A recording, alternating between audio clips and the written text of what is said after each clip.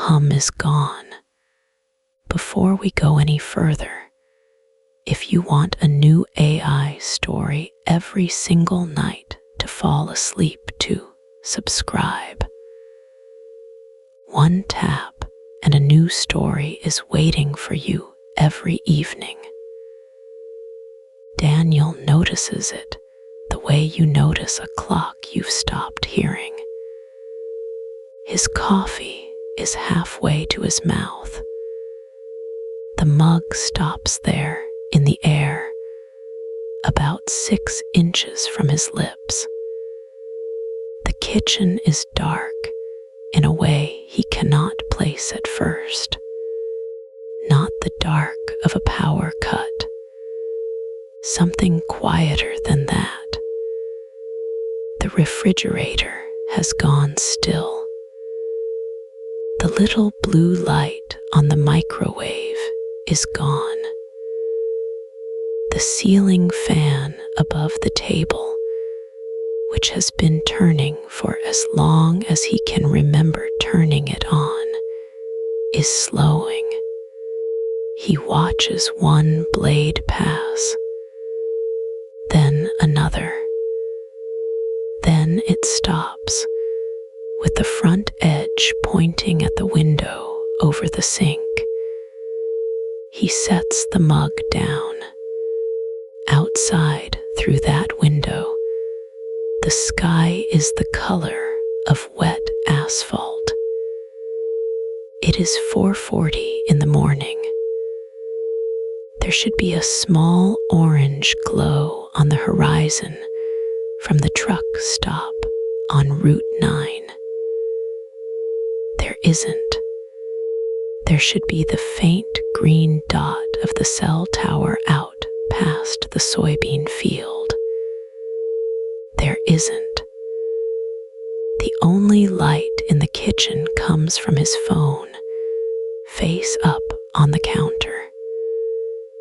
The screen says 4:41 a.m. Below that, in smaller letters, it says no service. Daniel is 51 years old. He has worked at Substation 12 for 26 of those years. He knows the sound a grid makes when it is healthy. It is a sound you stop hearing after the first month, the way you stop hearing your own breathing. A low, constant pressure in the air. The hum of transformers 2 miles away, carried on the wires and the ground and the bones of the house. That hum is gone. He stands up slowly. His knees pop. The chair scrapes loud against the tile, louder than it should, because there is nothing else to hear. No fan, no fridge, no water heater ticking in the closet, no distant whine of the highway. He can hear his own socks on the floor. In the hallway, the nightlight his wife plugged in for the grandkids is dark. He runs a hand along the wall out of habit, the way you do in a house you have lived in for 30 years. His palm finds the thermostat. The little screen on it, the one that is always glowing pale blue, is black. He pulls back the curtain in the living room. The street is gone. Not gone exactly. The houses are still there. The Hendersons' minivan is still in their driveway. The mailbox at the end of the block still leans the way it has leaned since the ice storm in 2019. But there is no porch light at the Hendersons, no street lamp at the corner, no blue television flicker in the Patel front room, where Mr. Patel sometimes falls asleep watching cricket replays from somewhere on the other side of the world. There is only the shape of things. Roofs against a sky that has no city glow behind it. The hills past town, which used to show a faint smear of light from the new buildings out by the interstate, are just hills now, dark all the way down. Daniel lets the curtain fall. He walks to the back door. His work boots are there on the mat where he left them last night. He pulls them on without lacing them. He picks up the heavy flashlight from the shelf, the one with the rubber grip that he uses on night calls. He thumbs the button. A wide cone of white light jumps across the yard. The grass, the fence, the shed, the bird feeder swinging a little, though there is no wind. He stands in the open doorway. The air outside is cool and very still. Late June air. It should be alive with things. Crickets. The hum from the pole at the end of the driveway. The compressor on the neighbor's AC unit, which always kicks on around now because the neighbor likes the bedroom cold. Nothing. His phone in his back pocket buzzes once. A short, almost apologetic buzz. He pulls it out.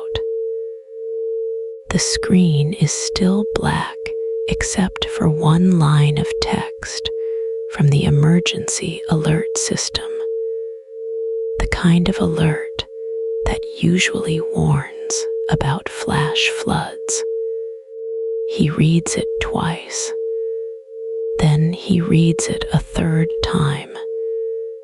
He puts the phone back in his pocket. He laces his boots. He gets in the truck. The truck starts. That, at least, still works.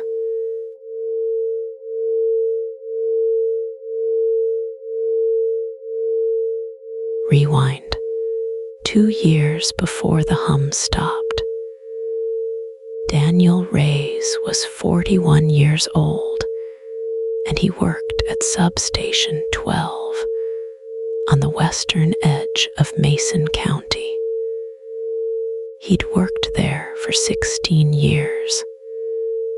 His father had worked the same lines before him, back when the utility was still called Mason Power, and Light before the mergers, before the new logo, before the building got its second coat of beige paint. Daniel lived in a small ranch house on Persimmon Road, about 4 miles from the substation. The house had a screened porch his wife Karen had wanted, and a garden that mostly grew tomatoes, and one stubborn pepper plant that came back every year. They had 2 kids, Mia was 9. Louis was 6. The dog was a beagle named Rooster who barked at the mail truck and nothing else. His job, in the simplest words, was to make sure the lights stayed on. He read the gauges. He logged the loads. He climbed the steel when something needed climbing. He kept the relays clean. He drove the perimeter twice a shift in a white pickup with the company shield on the door. He carried a clipboard, even though most of the work had moved to a tablet years ago. The clipboard was habit. He liked the weight of it. The tablet was a rugged gray thing in a yellow rubber case. It ran a piece of software called GridSight. GridSight was made by a contractor out of Atlanta, and the utility had rolled it out in 2022. Every substation tech in the district used it. You logged in with a thumbprint. You picked your route. The screen showed you a live map of your assets, color-coded by status. Green was normal. Yellow was watch. Red was act. GridSight also did something the old system never had. It predicted. A small panel in the corner showed the forecasted load for the next 4 hours, the next 12, the next 24. The numbers updated every 15 minutes. The forecasts came from a machine learning model the contractor had trained on a decade of regional usage data, weather patterns, and industrial customer schedules. Daniel didn't know any of that. He just knew the little number in the corner was usually right. He liked GridSight mostly. It was faster than the old way. It flagged a failing capacitor bank in March of 2023 before the capacitor bank knew it was failing. It saved him a Saturday. He told Karen about it over dinner, and she said, "That's nice, honey," and passed the green beans. The mornings were the same most days. He woke at 5. He made coffee in a percolator that had been a wedding gift. He kissed Karen on the top of her head while she slept. He drove to the substation in the dark, headlights catching deer eyes near the Wilcox farm. He clocked in at 6. He drank a second coffee from the break room pot, which was always slightly burnt. He opened GridSight. He checked the overnight log. He went out to walk the yard. Mason County was a quiet place. About 38,000 people spread across small towns and long roads. There was a hospital with one helipad, a high school with a good marching band, diner called Eddie's that served breakfast all day. The biggest employer in the county was a plastics plant that made parts for refrigerators. The second biggest was the school district. The third biggest, for a long time, had been the utility itself. The grid in Mason County, the actual physical grid, was old but well kept. Most of the transmission lines dated to the 1970s. The substations had been upgraded in waves. The last big wave in 2009.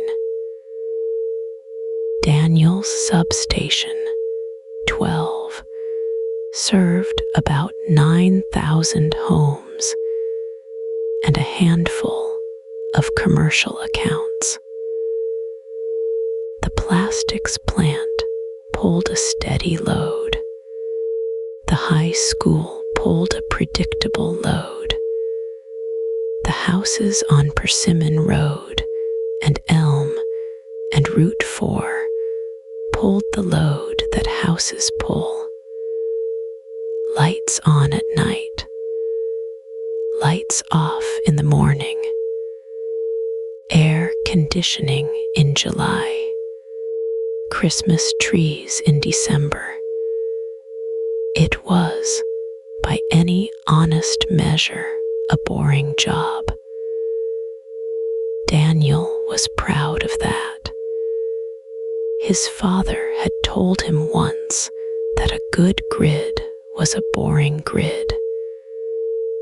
If you were on the news, something had gone wrong. Daniel had not been on the news. Not yet. In the corner of his tablet, the forecast number for the next 24 hours, that Tuesday morning read 184 megawatts. It was, for Substation 12, a completely ordinary number. The little icon next to it was green. He drank his coffee. He went out to walk the yard. The sun was just coming up over the tree line, and the air smelled like cut grass.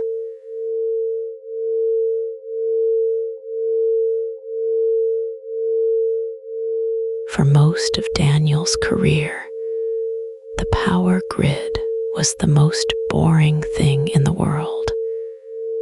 That was the point. That was the compliment.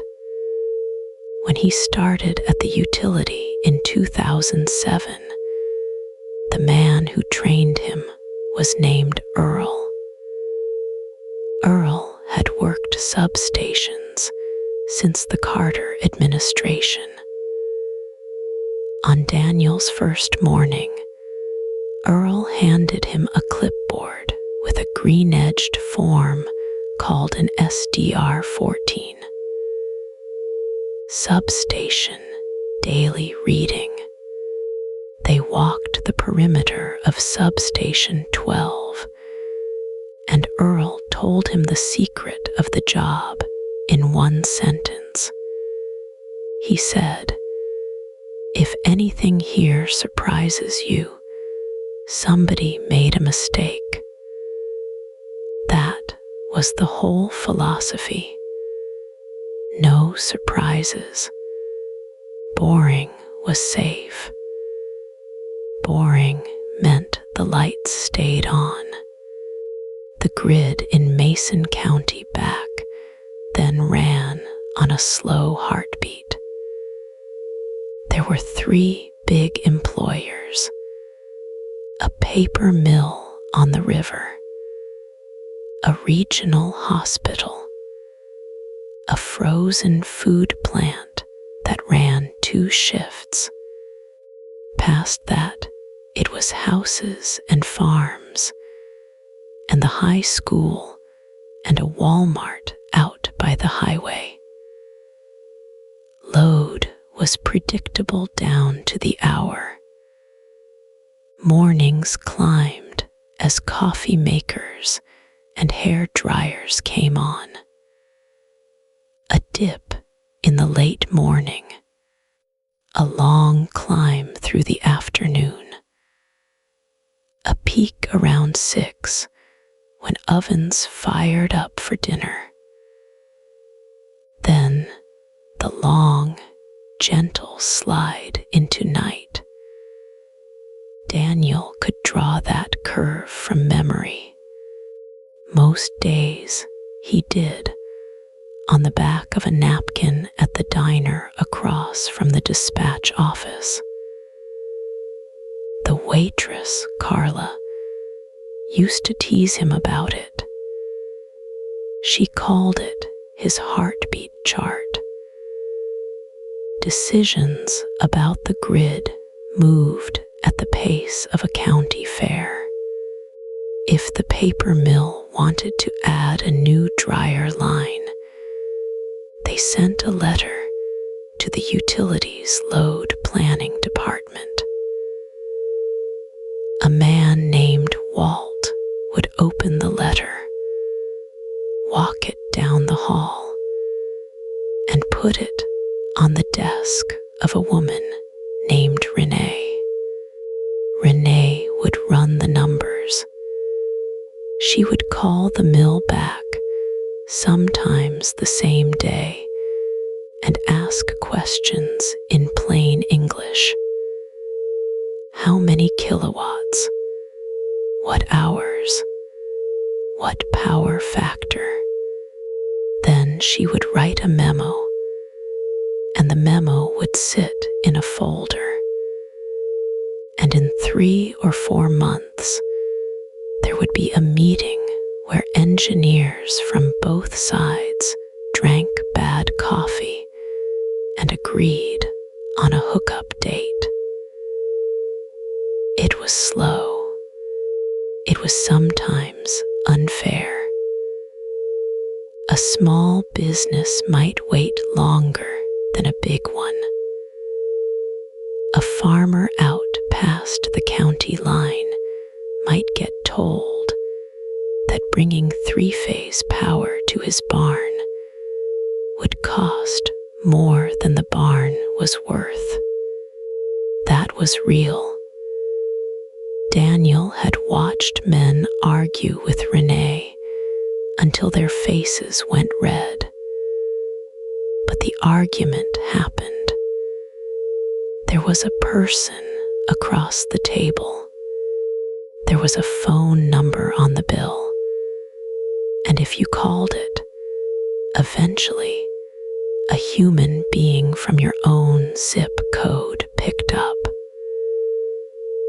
The Public Service Commission held hearings twice a year in the old county courthouse.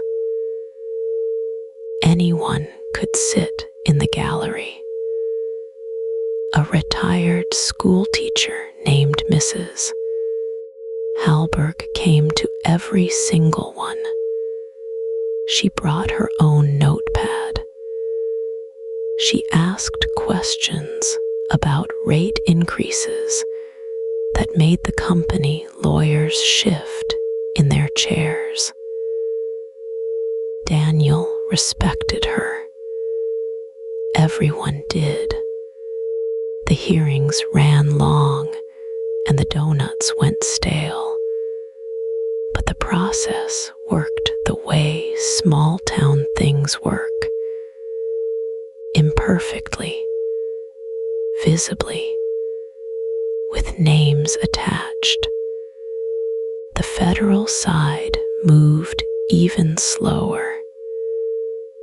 Interconnection requests at the regional level sat in queues for years. PJM, the grid operator that covered Mason County and 12 other states, had a stack of paperwork tall enough to lean on. New generation projects waited their turn. Transmission upgrades got studied, restudied, and studied again. Engineers complained.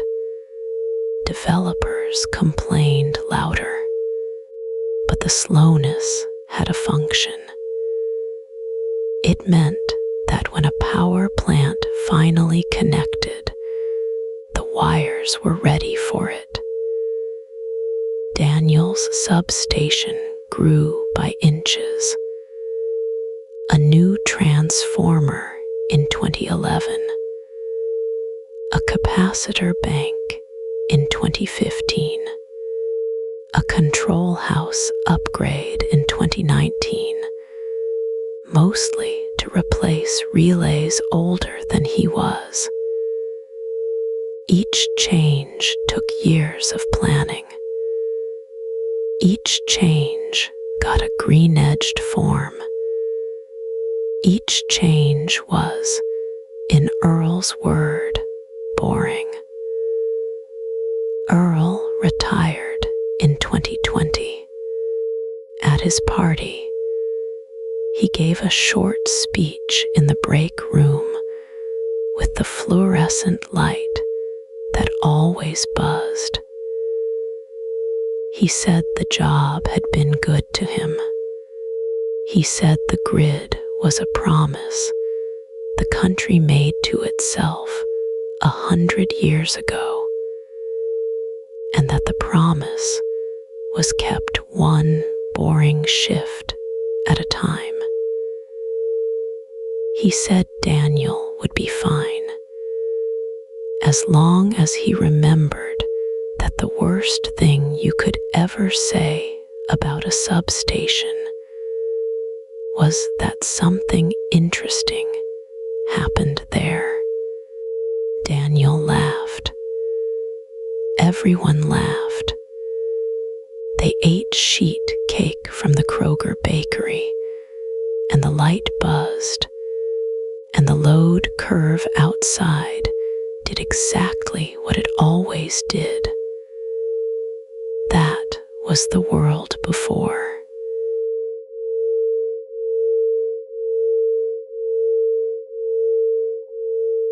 The announcement came on a Wednesday in late February. Daniel heard about it the same way most people in Mason County did. The local news played on the small television above the coffee pot in the substation break room. The governor stood at a wooden podium in a blue suit. Behind him, 3 men in darker suits smiled the way executives smile when cameras are pointed at them. The Chiron read, "Major tech investment coming to Mason County." Daniel set down his mug and turned up the volume. The company was called Stoneline Cloud Services. It was a hyperscaler, though Daniel did not know that word yet. He would learn it soon. A hyperscaler is what the industry calls the very largest data center operators. Amazon, Microsoft, Google, Meta, and a tier of smaller giants that most people have never heard of because they do not sell anything to the public. They sell compute. They sell rooms full of machines that think for other companies. Stoneline was one of those. The press release described the project as a campus, not a building. A campus. 440 acres of farmland east of town, purchased through a holding company over the previous 18 months. The first phase would be a single data center, roughly the size of 12 Walmarts laid end to end. The second phase would add 3 more. The third phase was described only as future expansion. The governor read from a card. He used the phrases the cards always use: generational investment, 21st century infrastructure, a hub for artificial intelligence in the heartland. He said the campus would create 1,200 construction jobs and roughly 90 permanent positions once operational. He did not dwell on that second number. 90 jobs for 440 acres. The math was strange if you stopped to do it, and most people did not stop. The CEO of Stoneline spoke next. He was younger than the governor, with the careful haircut of a man who has been media trained. He said the company had chosen Mason County for its, quote, exceptional grid capacity, skilled workforce, and welcoming regulatory environment. He thanked the utility by name. He thanked the county commission. He said the campus would help power the next generation of artificial intelligence, the models that would, in his words, transform medicine, education, and science itself. It sounded good. It sounded the way these things are supposed to sound. Nobody in the break room said anything against it. Carl, the senior dispatcher, whistled low and said, "Well, there goes the soybean field." Marisol, who had been at the substation for 19 years, said her brother-in-law had a paving company and would probably pick up work. Daniel finished his coffee and went back out to check the load readings on Transformer 3. The newspaper covered it the next morning. The front page showed an artist's rendering. The building in the picture was clean and gray, with neat rows of trees softening the edges. In the rendering, the sky above the campus was a gentle blue. There were no cooling towers visible, no diesel backup generators, no substation. The rendering did not show how the power would get there. Renderings rarely do.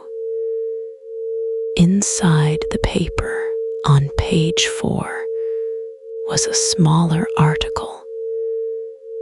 The utility, Mason Power and Light, had filed a notice with the State Regulatory Commission. The notice requested approval for a new dedicated transmission line.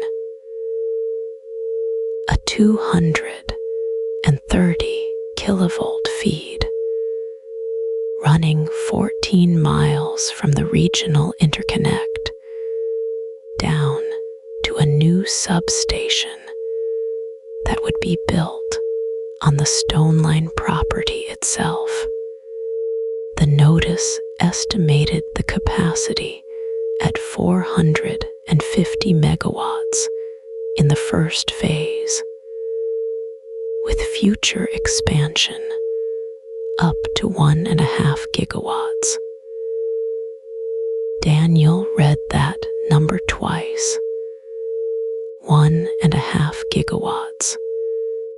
The entire current peak demand of Mason County, across every home and farm and grocery store and high school, was about 600 megawatts on the hottest day of the year. The new campus, fully built, would draw 2.5 times the entire county by itself for one tenant. He folded the paper and put it on the kitchen counter.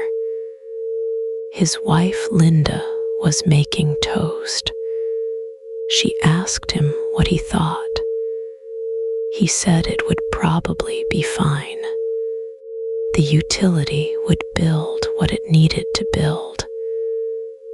That was how it always worked. The grid grew when it had to grow. She asked if their rates would go up. He said he didn't know. That night, on the local news, the anchor closed the segment with a smile. She said Mason County was joining the future. She said the lights ahead looked bright. Daniel turned off the television and went to bed.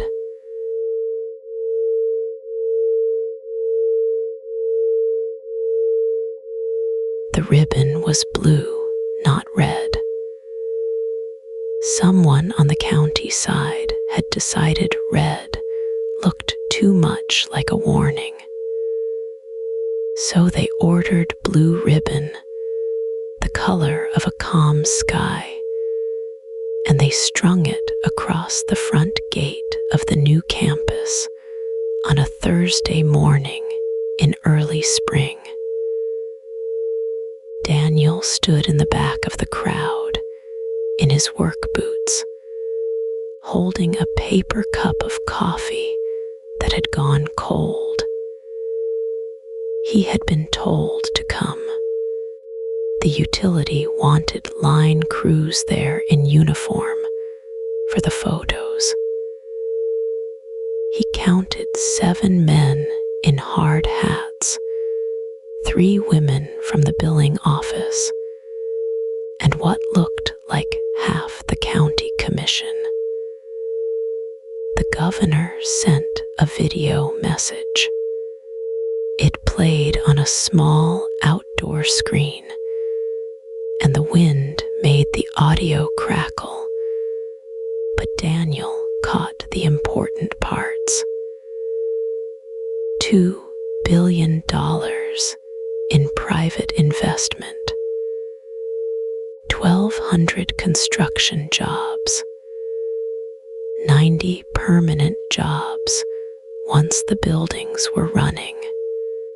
The governor called it the largest single capital project in the history of Mason County. The Hyperscaler's regional vice president spoke next. He wore a navy quarter zip with the company logo stitched small over the chest. He thanked the county. He thanked the utility. He thanked the schools that would benefit from the new tax base. He said the words "good neighbor" 4 times in 9 minutes. Daniel counted. Then the scissors came out, and the blue ribbon fell, and everybody clapped. For the first 8 months, it really did work. That was the part nobody talked about later when the lights started going. The deal worked. The county got its money. The first quarterly payment landed in the general fund in June, and the school board voted to buy new buses. 3 new buses, yellow and clean, with seat belts on every row. The local paper ran a photo of the superintendent standing in front of them, smiling.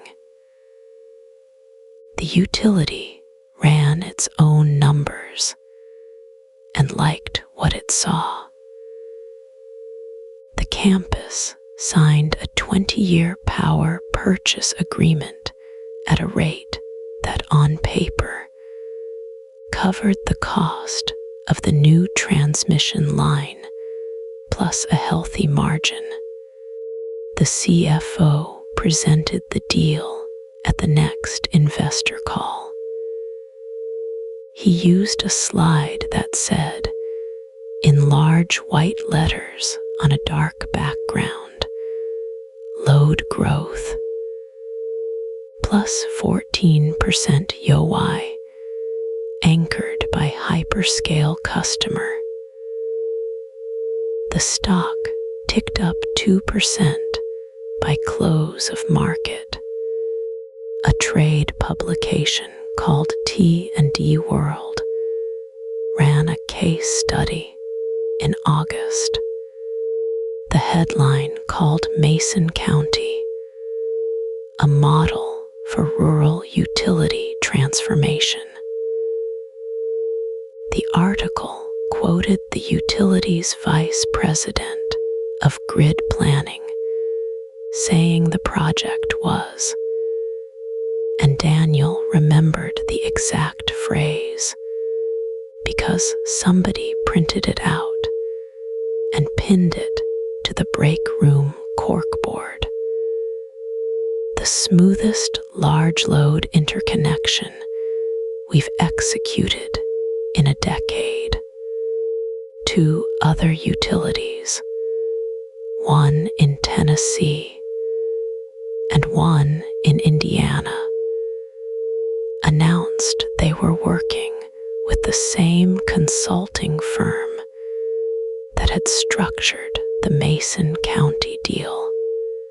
The consulting firm published a white paper. The white paper had a cover image of power lines crossing a field of soybeans at sunset. Daniel's supervisor, a man named Roy who had been at the utility for 31 years, got promoted to director of grid operations. There was a small cake in the break room.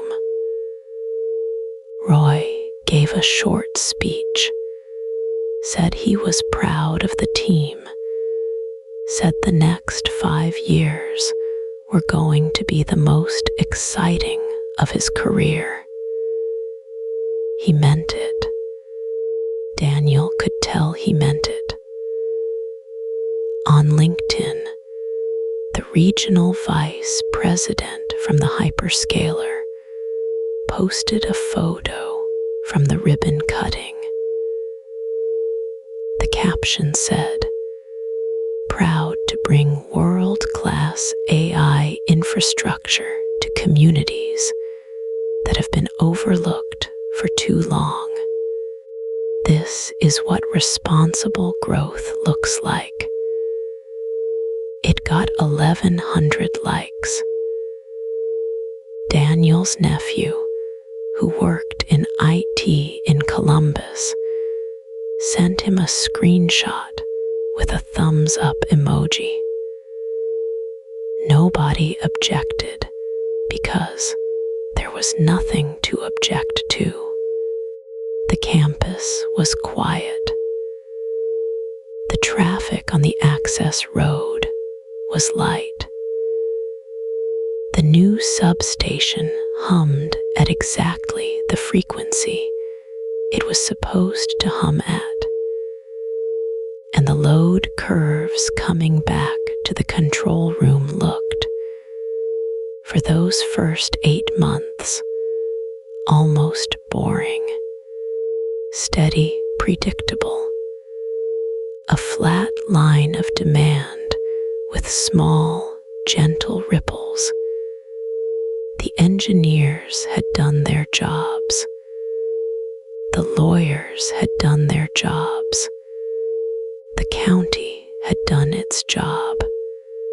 The hyperscaler had done its job. Every measurement on every dashboard said the same thing, which was that the deal was working exactly the way the deal was supposed to work. Daniel drove home that Thursday night after the ribbon cutting and told his wife it had gone fine. She asked if there was free food. He said there were little sandwiches, and she laughed, and that was the end of it. The system was not yet wrong.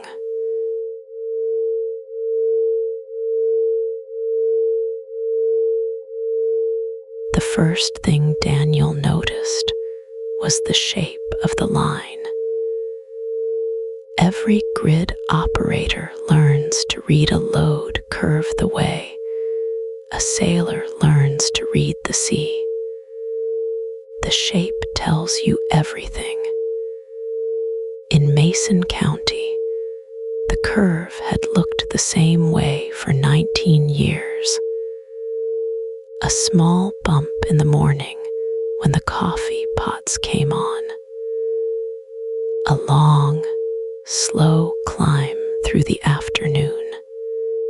A tall peak around 6 in the evening when families came home, opened the fridge, started the oven, ran the dryer. Then the slow drop into night. A clean, gentle hill.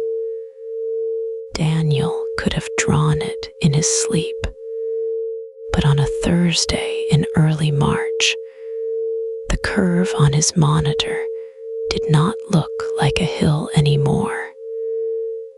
It looked like a table, flat across the top, almost the same number from noon to midnight.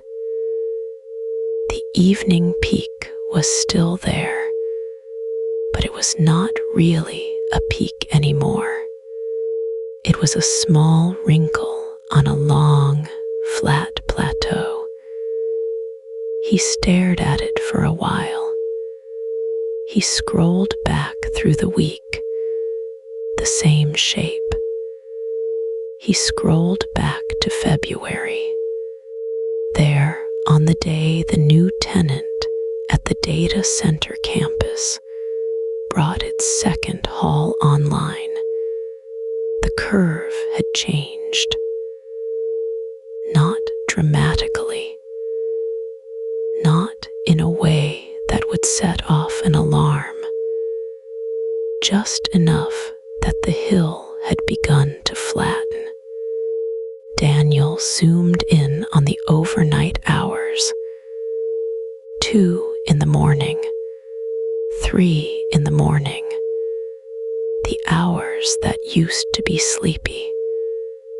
The load was high. Not as high as dinner time, but close. steady, unmoving, like a wall of water that never receded. He pulled up the feeder data for Substation 12. The big, interruptible line that ran out to the campus was carrying near its rated load almost continuously. Not in spikes, not in surges, just a long, patient draw, hour after hour, the way a person breathes in their sleep.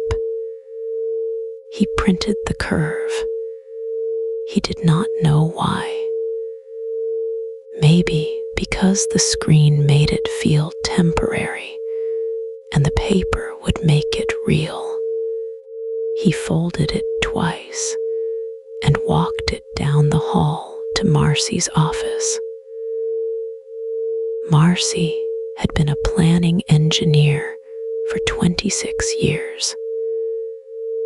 She had a Costco-sized jar of almonds on her desk and a photo of her grandson taped to her monitor. She looked up over her glasses. "You busy?" Daniel asked. "Always. What have you got?"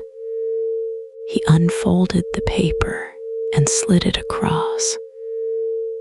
12's load curve, last 30 days. Marcy looked at it for maybe 4 seconds. She nodded once. "Yeah," she said, "that's the new normal out there. It's flat." "It is.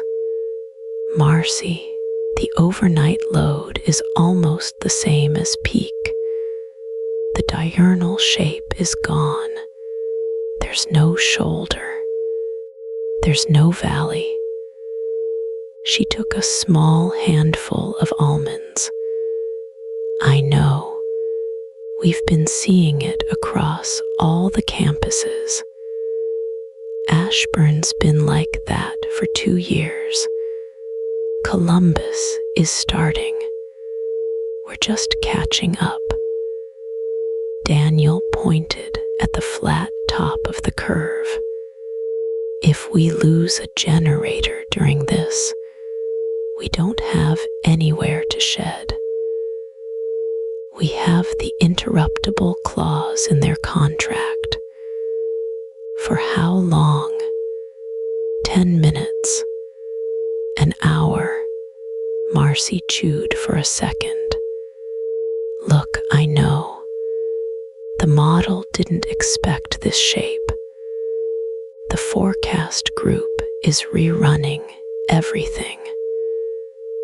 There's a team at PJM looking at it too. It's a known thing. They're calling it a flat load profile. We're just going to have to update our assumptions. That's it. Update the assumptions." "Daniel." She smiled, the tired smile of a woman who had been through the deregulation fight and the polar vortex and the derecho. "It's a glitch in how we plan, not a glitch in the grid. The lights are on. The frequency is fine. The campus is paying its bill. The planning department will catch up. They always do." He looked at the printout again. The flat top, the vanished valley. "Okay," he said. "Go finish your shift. Drink some water.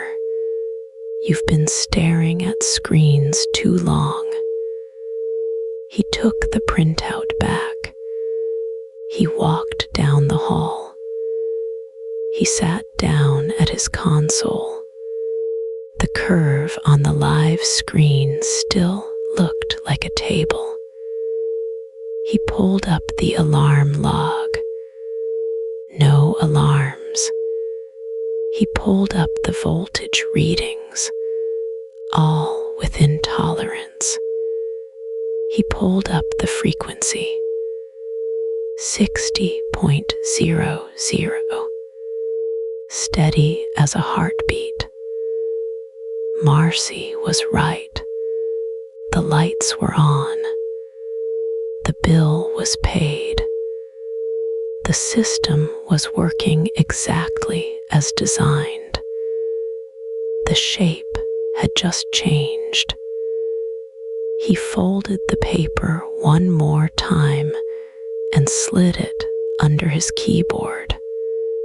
He told himself he would throw it out at the end of the week. He did not.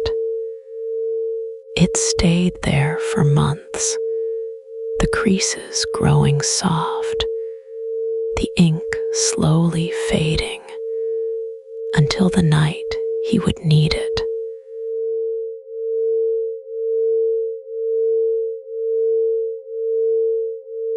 The first time Daniel noticed the pattern, he wrote nothing down. He just stood at the console at 3 a.m. and watched the load curve do something it had no business doing. A clean, fast climb, then a plateau, then around 6, a slow walk back down. He blinked at it, took a sip of cold coffee, and told himself the night had been long. The second time was a Tuesday too. He noticed the day of the week because his wife had texted him about taco night, and he'd been thinking about her message when the alarm chirped soft on the secondary panel. Same shape, same hours, same plateau. By the 4th Tuesday, he had a note in his phone. It was a simple note. He titled it Weird Stuff. Under that, he wrote dates and times and the megawatt numbers he was seeing. He took screenshots of the SCADA readout and saved them to a folder on his desktop called Twos. He didn't know what else to call it. He was a substation operator, not a data scientist. He worked 12s, drank coffee, drove a Ford with a busted speaker, and watched the grid breathe. But he knew the grid's breathing. He'd watched it for 11 years. This wasn't breathing. This was something holding its breath and then letting it out all at once, every 7 days, in the dead middle of the night. He started bringing it up, gently at first. He mentioned it to Carla on the day shift handoff, the way you mention a strange dream. Carla shrugged and said maybe the new facility was running tests. He mentioned it to Rick, the lineman, who said the new facility was always running tests. That was kind of the point of a new facility. He let it sit for another 2 weeks. Then he printed the screenshots. He brought the folder to his supervisor, a woman named Tina, who had been with the utility for 19 years and ran the South District with the calm of someone who had seen every kind of weather. Daniel liked Tina. She was fair. She remembered birthdays. She did not raise her voice. He sat down in her office on a Thursday afternoon and laid the printouts on her desk in order. He walked her through it. He showed her the Tuesday climbs. He showed her the plateau. He pointed out the consistency, the way the curve hit nearly the same shape every week, like a signature. "It's the campus," he said. "Has to be. But it's not the load they told us to expect. It's spikier. And it's at hours nobody scheduled." Tina looked at the pages for a long time. She didn't pick them up. She just looked. Then she leaned back in her chair and folded her hands. "Daniel," she said, "I appreciate you bringing this to me. I really do." He waited. "The campus is operating inside its contracted envelope," she said. "I checked last month when you flagged the first one. Their interconnection agreement allows variable draw within the band we approved. What you're seeing is within the band. It's within the band," he said. "But it's a pattern. Patterns aren't violations. I didn't say it was a violation. I said it was a pattern." Tina smiled the small, careful smile she used in rate hearings. "I hear you, and I want you to keep watching. That's what we pay you for. But I'd be careful about how we characterize this upstream. We have a good relationship with that customer. They're the largest ratepayer in 3 counties. If you go to engineering with a folder labeled," she glanced down, "twos, the conversation is going to be a short one. I wasn't going to engineering." "Good, good. Let's keep it here for now." She slid the printouts back across the desk, neat, aligned, like she was returning a permission slip. "Keep your notes," she said. "If something actually trips, we'll have a record. That's good practice." He nodded. He gathered the pages. He stood up. At the door, he turned. "Tina, what if it gets bigger?" She looked at him with real kindness, and that was somehow the worst part. "Then we'll handle it when it does," she said. "We always have." He drove home that morning in the gray light before sunrise. The radio was playing a country song he didn't know. He kept thinking about the way she'd said, "We always have," like the grid was a thing that took care of itself, like the past was a promise about the future. That night, he added a new note in his phone.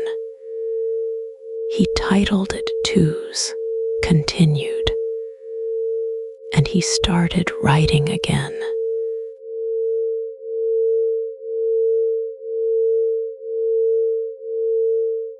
Daniel came in on a Wednesday morning with a paper cup of gas station coffee and a small headache behind his eyes.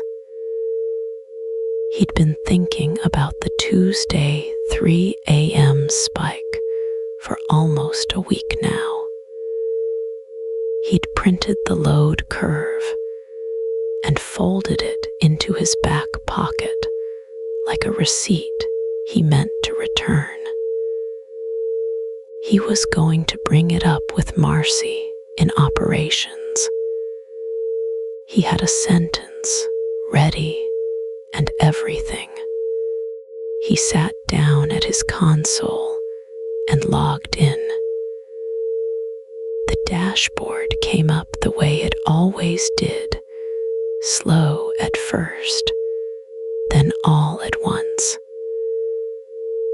Substation 12, real-time load, the green line moving along the bottom like a heartbeat. He clicked over to the Alerts tab out of habit. He expected to see the same red flags he'd been seeing for weeks. Anomaly. Threshold exceeded. Load profile deviation. The Alerts tab was empty. He sat back. He clicked refresh. He clicked it again. The little wheel spun and the page came back the same. No red. No yellow. A clean white screen with the word normal in small gray type in the corner. Daniel pulled the folded paper out of his back pocket and smoothed it on the desk. The spike was right there in ink. Tuesday, 3 a.m., 140% of the old baseline. He had watched it happen. He had written it down. He opened the historical log and scrolled back to Tuesday. The spike was still there. The data hadn't moved. The line still climbed and stayed climbed for almost 2 hours before it came down.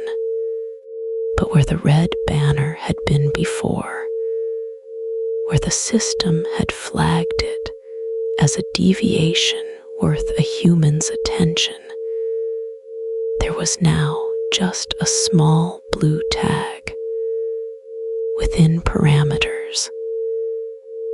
He stared at that tag for a long time. He opened the change log. He had to scroll. Most days, nobody touched the configuration.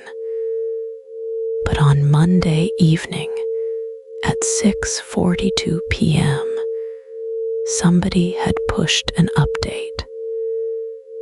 The entry was 3 lines long.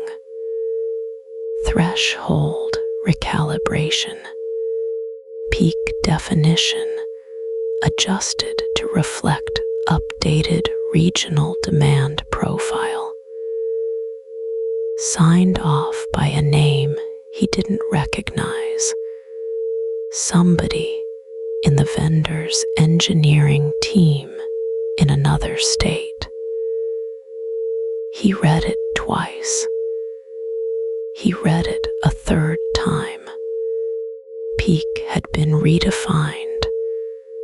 The number that used to mean something is wrong now meant this is what Tuesday looks like. Nobody had sent an email. Nobody had called a meeting. The threshold had simply moved, the way a fence post moves a few inches in the night, and in the morning the field is a different shape. Daniel got up and walked to the break room. The coffee pot was empty. He stood in front of it for a minute without doing anything. Then he came back to his desk and opened the vendor's customer portal. He searched for the release notes. They were there. Version 4.7.2. Bullet point 4 out of 9. Adaptive threshold logic now incorporates rolling 90-day demand baseline for improved signal-to-noise ratio in high-growth service territories. He read that sentence 3 times 2. He understood every word. He understood what they meant strung together. The system was no longer comparing today against the old normal. The system was comparing today against last month, and last month had already been a strange month, and the month before that had been strange too. The baseline was crawling upward quietly on its own. Whatever happened tomorrow would be measured against today, and today was already wrong. He thought about how a frog in a pot doesn't jump. He had heard that story as a kid. He had also heard later that it wasn't actually true. Frogs jumped. He hoped that was the part that was true. He picked up the phone and called Marcy. Her line rang 4 times and went to voicemail. He didn't leave a message. He didn't know what message to leave. The system was working. The system was reporting normal. The data hadn't been deleted or hidden. It had simply been recategorized. An anomaly 2 weeks ago. A feature now. Nothing he could point to had broken. The fence post had just moved. He sat at his desk and watched the green line on the dashboard.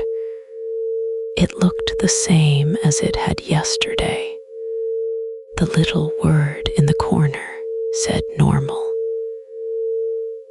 Outside the window of the control room, the morning sun was coming up over the substation yard, catching on the steel and the wire and the long gray transformers. A truck went past on the access road. Somewhere a bird was doing what birds do. Daniel folded the paper from his pocket again and put it in his desk drawer. He closed the drawer. He didn't throw it away.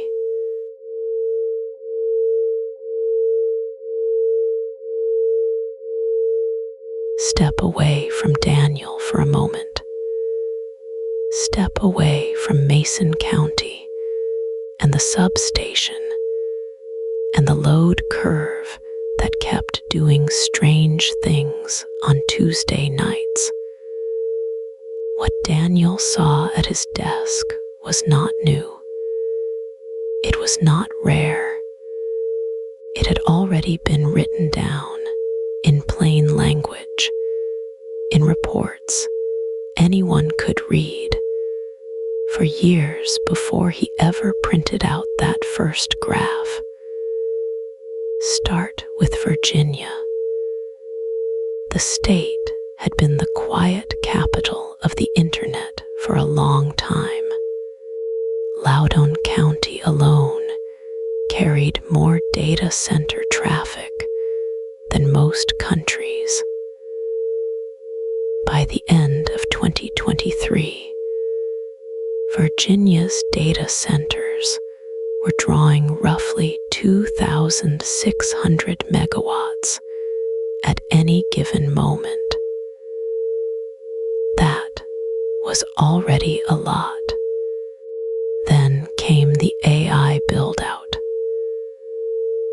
By early 2024, Dominion Energy, the state's biggest utility, told regulators it expected its data center load to roughly double by 2030 and possibly quadruple by 2038.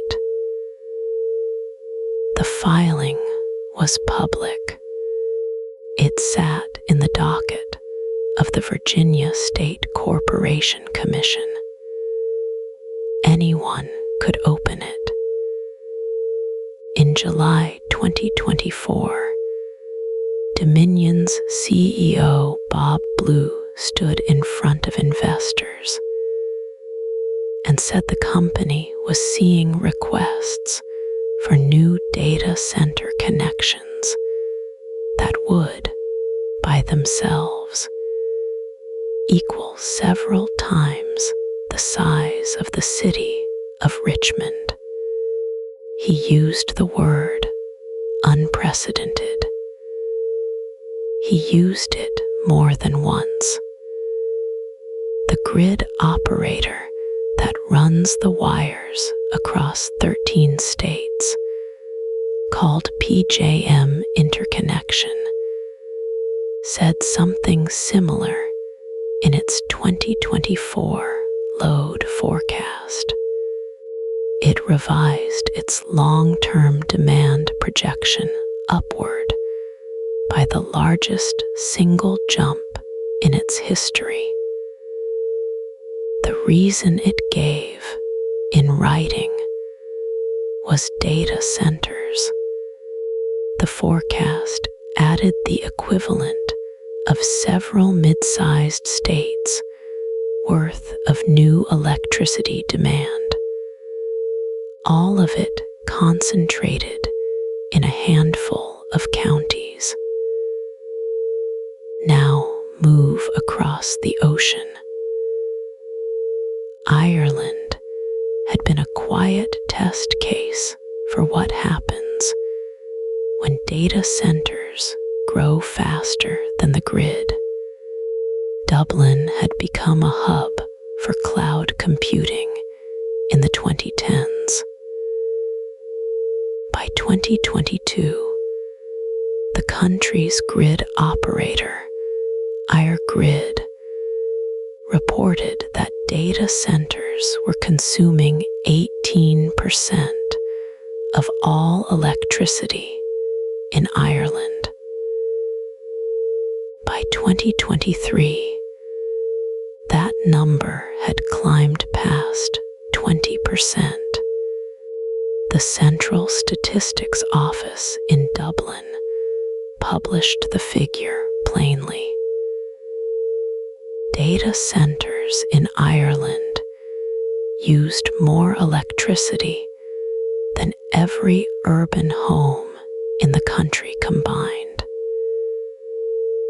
In 2022, Grid stopped accepting new data center connections in the Dublin region. The moratorium was real. It was reported by Reuters, the Financial Times, and the Irish Times. The reason given was simple. The grid could not carry more without risking shortages for households in winter. The International Energy Agency put numbers on the global picture in January 2024. In a report titled Electricity 2024, the agency wrote that worldwide data center electricity consumption could double between 2022 and 2026.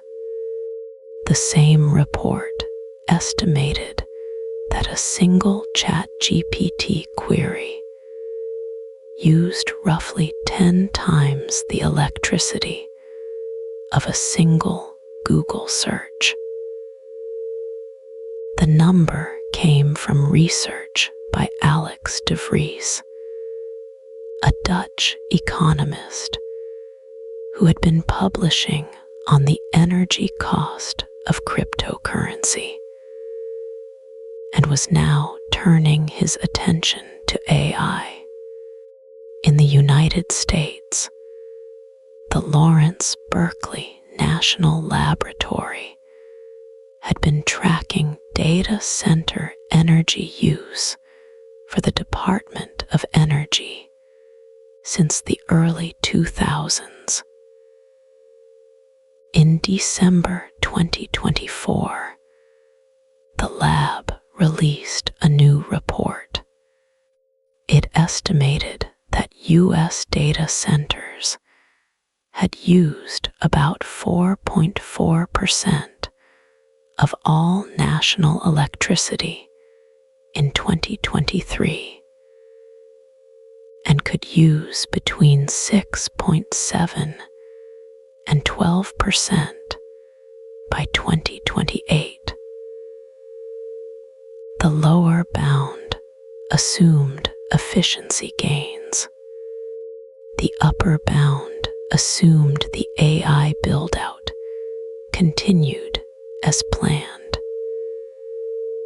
Then there was the water.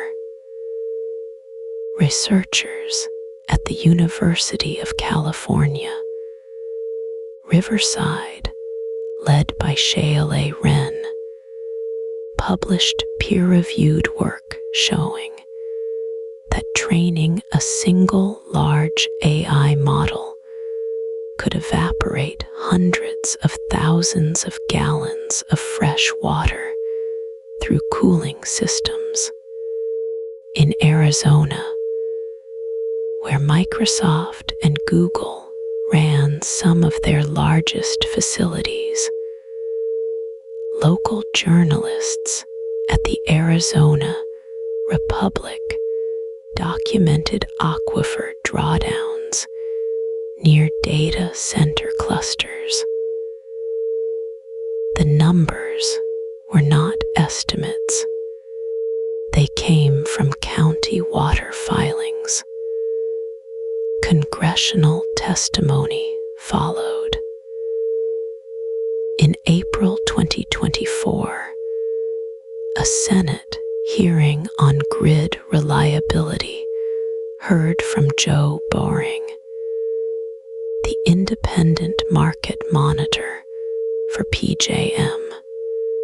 He warned that the queue of new power generation projects was not keeping pace with the queue of new data center connection requests. He used careful, technical language.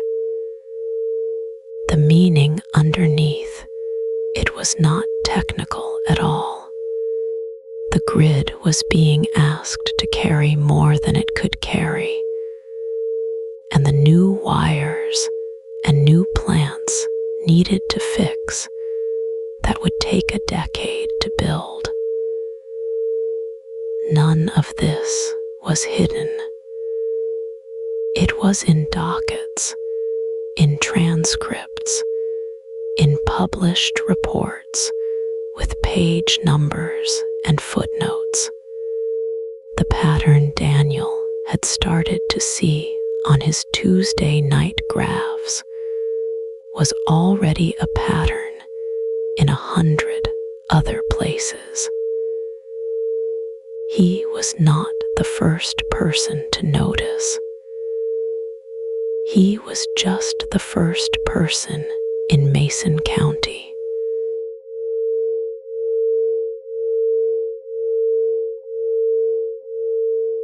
Daniel did not follow international energy conferences. He followed the load curves on his monitors, and the weather, and the score of whatever baseball game his daughter had on in the kitchen. But on a Thursday in late October, his shift supervisor forwarded a news clip with one line above it. Read this when you get a minute. The clip was from Paris. The International Energy Agency was holding its annual launch of the World Energy Outlook. The man at the podium was Fatih Birol, the agency's executive director. Daniel had never heard of him. He pressed play with his coffee going cold beside the keyboard. Birol spoke calmly. He was a small man in a dark suit with a soft accent, and he did not raise his voice. He said that electricity demand from data centers was set to more than double by 2030. He said the increase would be roughly equal to the entire current electricity consumption of Japan. He used the word Japan twice, as if to make sure the room heard it. Then he said the sentence that Daniel rewound and played again. AI is one of the most important new sources of electricity demand, but it is not the only one. The question is whether the grid can keep pace. It was not a scream. It was not a prophecy. It was a man reading numbers off a page in a room full of reporters. And that was somehow worse.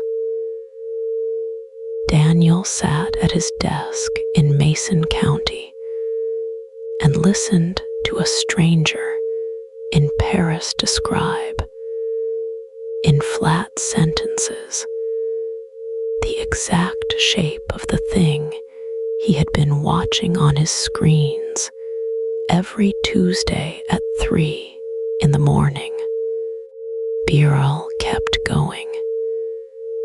He talked about the United States. He talked about Ireland, where data centers already drew more than a fifth of all electricity on the grid. He talked about the strain on transmission lines that were built in the 1970s for a country that washed its clothes and watched its television and went to bed. He said the words grid bottleneck the way a doctor says the word mass. The report itself, when Daniel found it later that night, was 400 pages long. The section on data centers was buried past the section on electric vehicles. It said that in advanced economies, data centers would account for more than 10% of electricity demand growth through the end of the decade. It said that in some regions, that number would be much higher. It named Virginia. It named Texas. It did not name Mason County, but Daniel did not need it to. He read the press coverage the next morning. The Financial Times ran the story on page 6. Reuters carried a wire piece that ran for 2 days and then disappeared. Bloomberg had a chart, and the chart was the kind of chart that makes engineers go quiet. A flat line for 20 years, and then a vertical wall starting in 2023. The wall did not slope. It climbed. What happened after Birol spoke was nothing. There was no emergency hearing. No utility paused a contract. No governor called a press conference. The hyperscalers kept signing power purchase agreements. The interconnection queues kept growing. In the United States, the Federal Energy Regulatory Commission held its regular monthly meeting and did not mention the IEA report by name. The conference moved on to the next panel, which was about critical minerals. Birol himself was not fired. He was not even contradicted. The companies whose buildouts he had described did not respond. They had no need to. He had not accused anyone of anything. He had simply read out the numbers, and the numbers were not in dispute. They were on every utility's own filings. Anyone with a login could pull them. Daniel watched the clip a third time before his shift ended. There was a moment near the end, after the prepared remarks, when a reporter asked Birol whether the grid would be ready. Birol paused. He looked down at his notes and then back up. He said, "We have the technologies. We have the capital. What we may not have is the time." That was the line Daniel wrote down on the back of a maintenance log and slid into his wallet. We may not have the time. He folded it twice so it would fit behind his license. The thing about a warning given in a calm voice in a room far away is that it does not feel like a warning. It feels like background. It feels like one more man at one more podium in one more city, talking about numbers that belong to someone else. Daniel went home that night and kissed his daughter on the forehead and did not tell his wife about the clip. He had a feeling he would tell her later.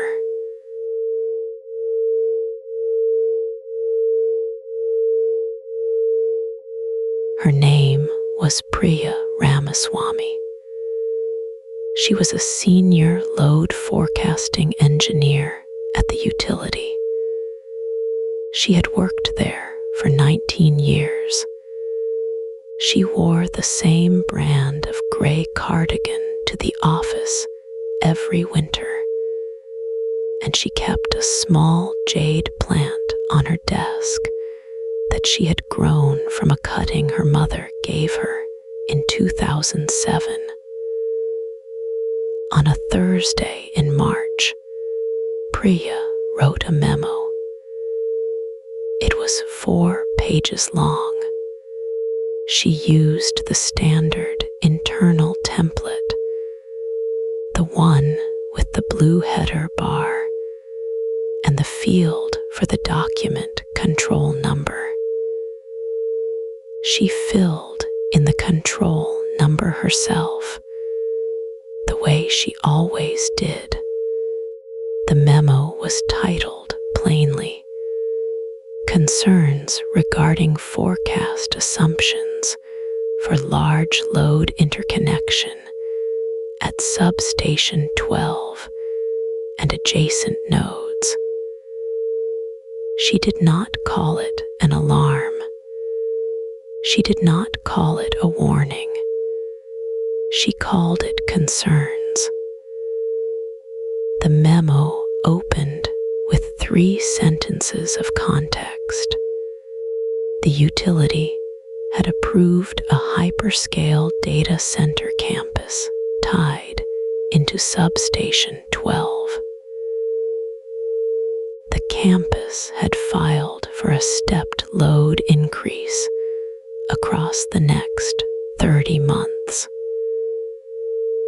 The forecast models in current use, Priya wrote, had been calibrated against historical residential and commercial growth patterns from 2008 through 2021. Then she got to the point. The models assumed that large industrial loads ramped slowly in predictable shifts and held steady. AI training loads did not behave that way. They spiked. They held flat for hours at near nameplate capacity. They dropped without notice. They restarted at 3 in the morning on a schedule nobody outside the tenant could see. Priya cited the load curves Daniel had been watching for months. She cited a 2024 report from the Electric Power Research Institute. She cited PJM's own capacity auction results from the previous summer, the ones that had cleared at more than $800 a megawatt day. On page 3, she included a small table.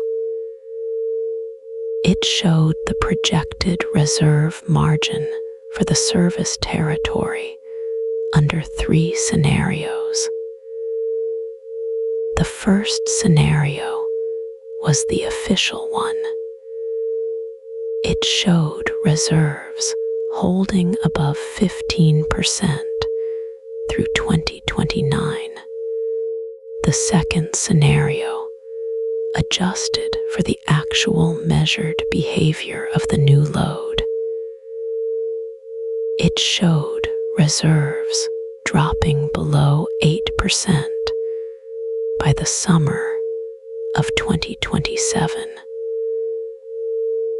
The third scenario added a single heat dome event of the kind hit the Pacific Northwest in 2021.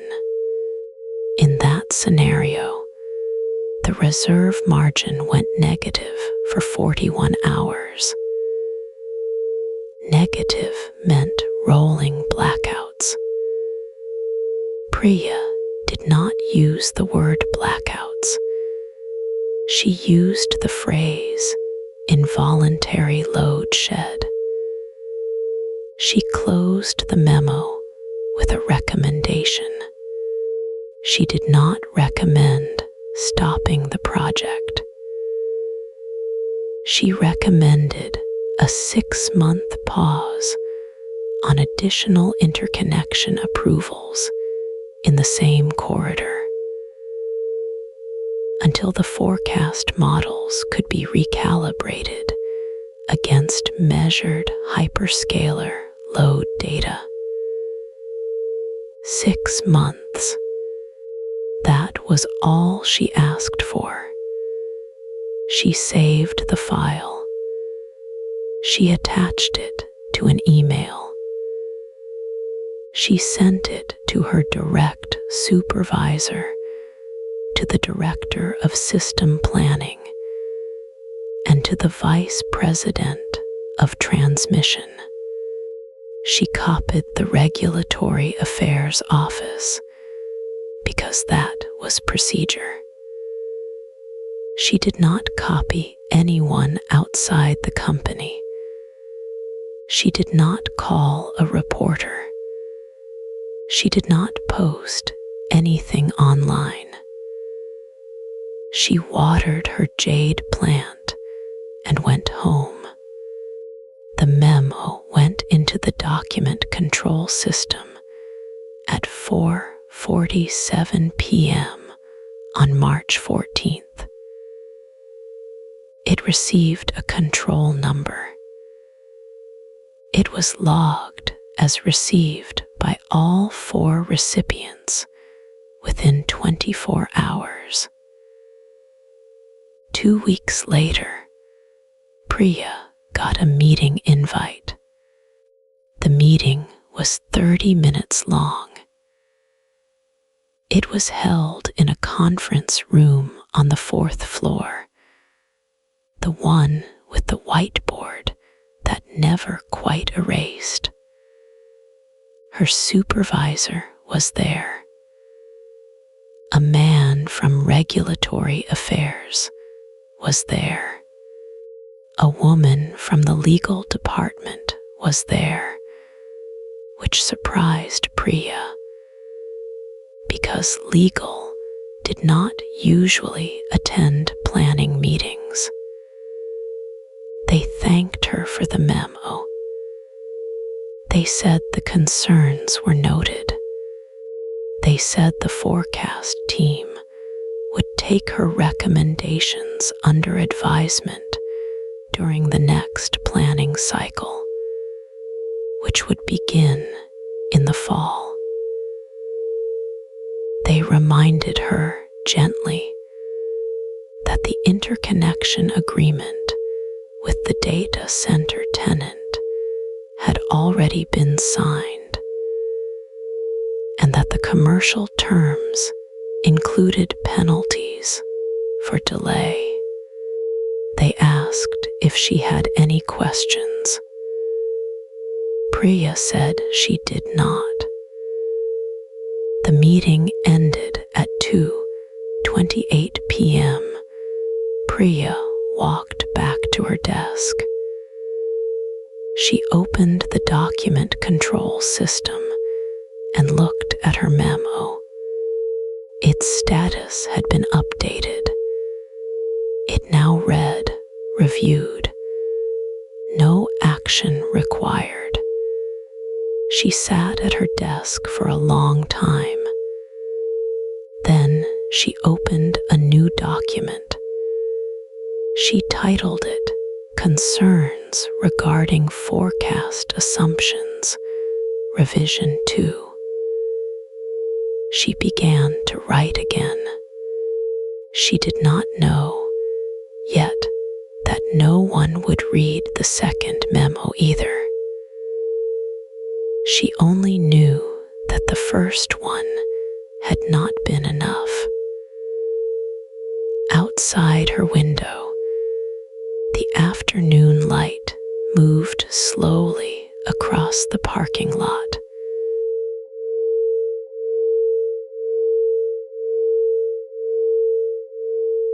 Daniel printed the memo on a Thursday morning.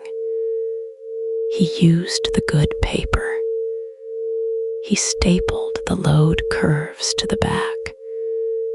He drove to the regional office in his work truck, and he sat in the lobby for 40 minutes before his manager could see him. The manager's name was Ray. Ray had been a lineman for 20 years before he moved into a desk job. He read the memo with his glasses pushed down his nose. He flipped to the curves. He flipped back to the first page. He set the whole thing on his desk and folded his hands on top of it. "Dan," he said, "I hear you. I do. But this is above us." He explained it slow. The contract with the Hyperscaler was signed at the corporate level. The load forecasts came from the planning division in another state. The interconnection agreement had been blessed by PJM. Ray's job and Daniel's job was to keep the substation running, not to tell the company who its customers should be. "Take it to compliance if you want," Ray said.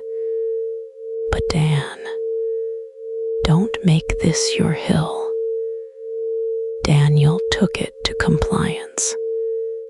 The compliance officer was a woman named Priya, who answered email faster than anyone in the building.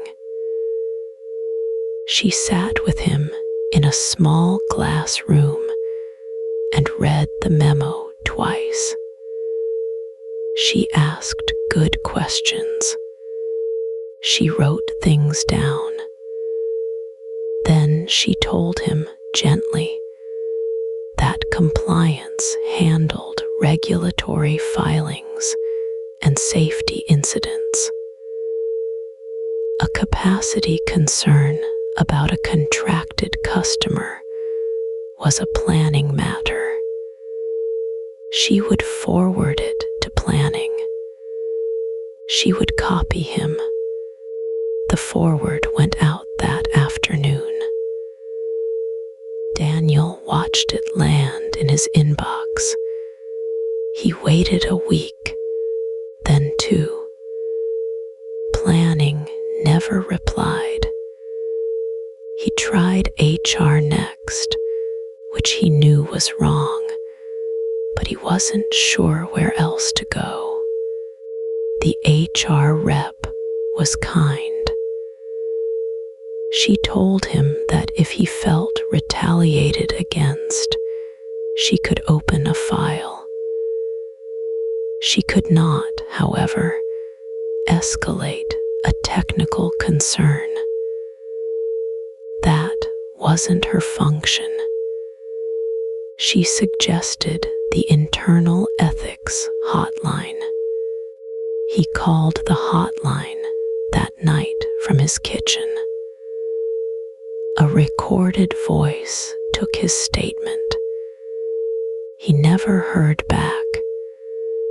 He drove to the State Public Utility Commission office in the capital. He took a vacation day. He brought the memo in a manila folder. The clerk at the front desk listened politely and then explained that the commission accepted formal complaints through a web portal. Walk-ins were for general inquiries. She slid him a pamphlet. He filed the complaint that weekend. The portal asked for a docket number. He didn't have one. It asked whether he was a ratepayer filing on his own behalf or a representative of an organization. He checked ratepayer. The system assigned him a tracking code and told him to expect a response within 90 days. He called a reporter at the regional paper. She had written a story about the data center tax breaks the year before. She remembered him from a quote he'd given about substation upgrades. She listened for 20 minutes. She asked if he could send documents. He told her about the NDA he had signed when the Hyperscaler contract started. He told her he could describe the load curves, but not photograph them. There was a long pause on the line. "Daniel," she said, "I want to write this, but I need a source on the record, or I need the documents. Without one of those, my editor won't run it." He told her he would think about it. He didn't call back. He talked to a lawyer his cousin recommended. The lawyer charged $300 for the consultation and told him very clearly that whistleblower protections for utility workers were thin. The NDA was enforceable. The retaliation case would be hard to win. If he wanted to proceed, the retainer would be $8,000, and the odds were not good. He drove home that night the long way through the county roads, past the new fences around the data center campus. The fences were tall and clean and lit from above. Trucks idled at the gate. Somewhere behind the fences, the racks were drawing power he had spent 3 months trying to warn someone about. He thought about what Ray had said. "Don't make this your hill." The thing was, nobody he had spoken to was wrong. Ray was right about the chain of command. Priya was right about her function. HR was right about her mandate. The clerk was right about the portal. The reporter was right about her editor. The lawyer was right about the odds. Every door had closed for a reason that made sense inside the building it belonged to. The building, taken together, had no door at all.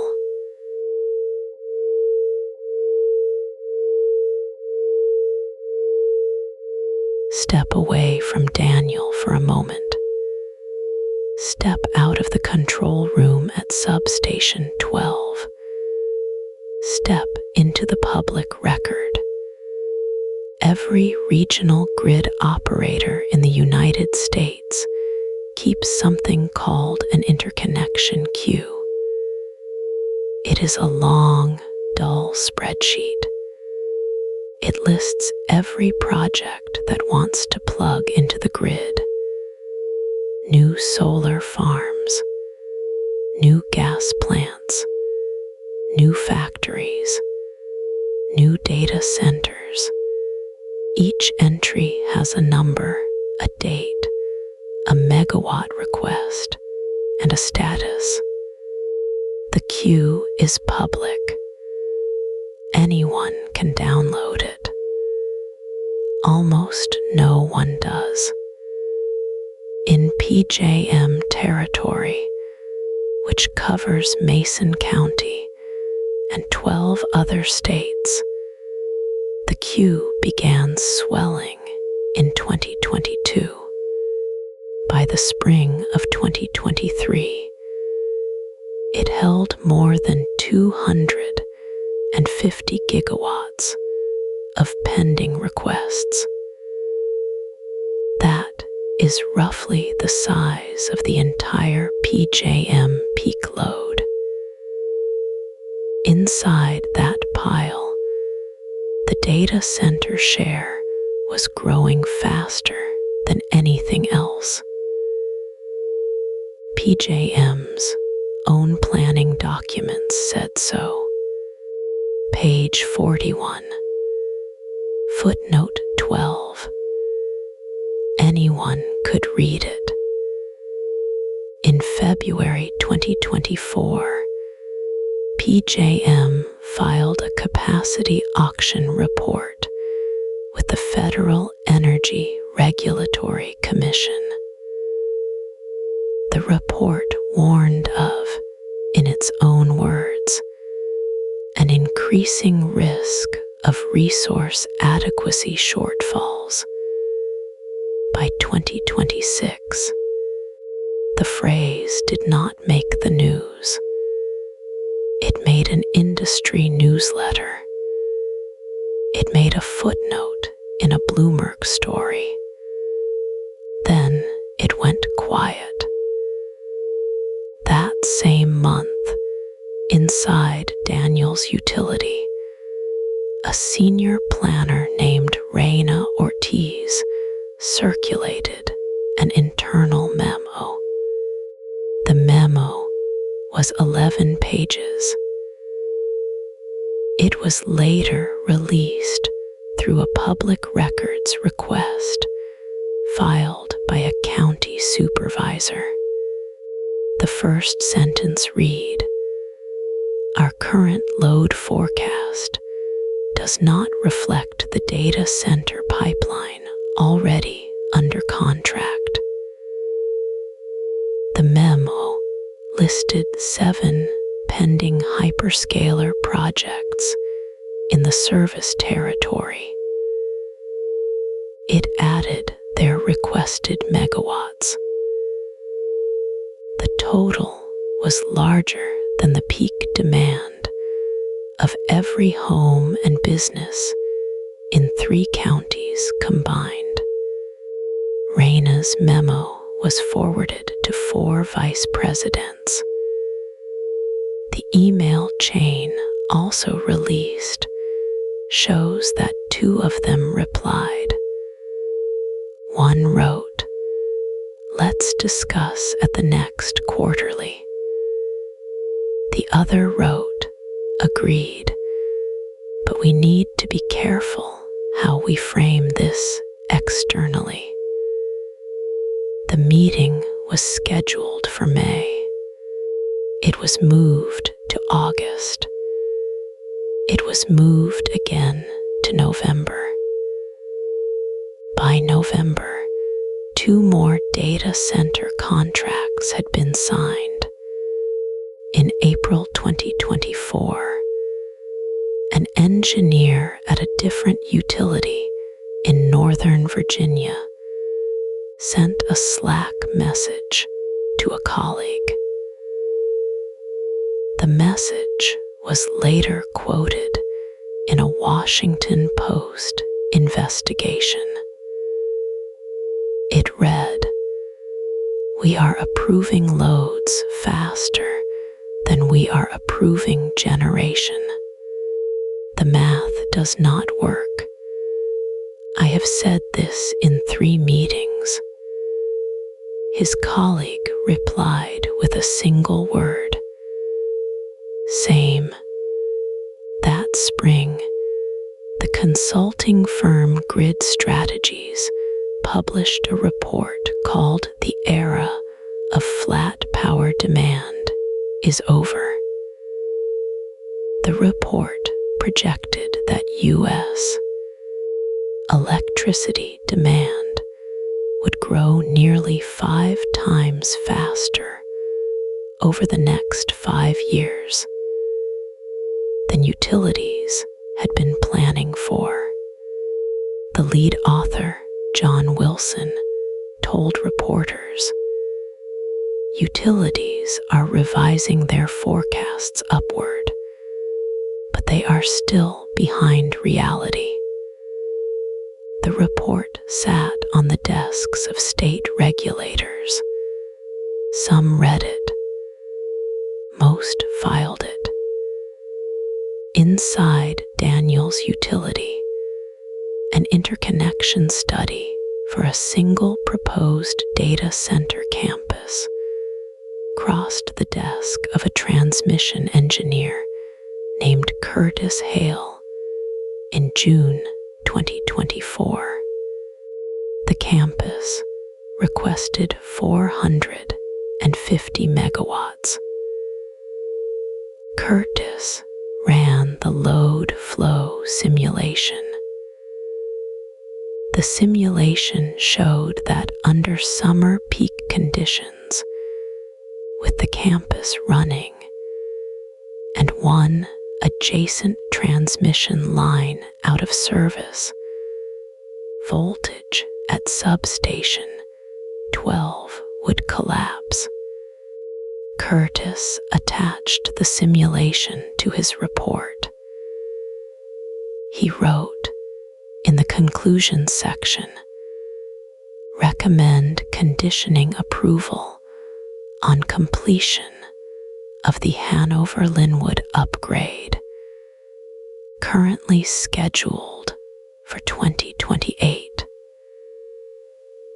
The recommendation was removed before the report went to the regulator. The deposition transcript, taken 18 months later, shows that a manager named Darrell Pence made the edit. Asked why, Darrell said, "We were told the project timeline could not accommodate that condition."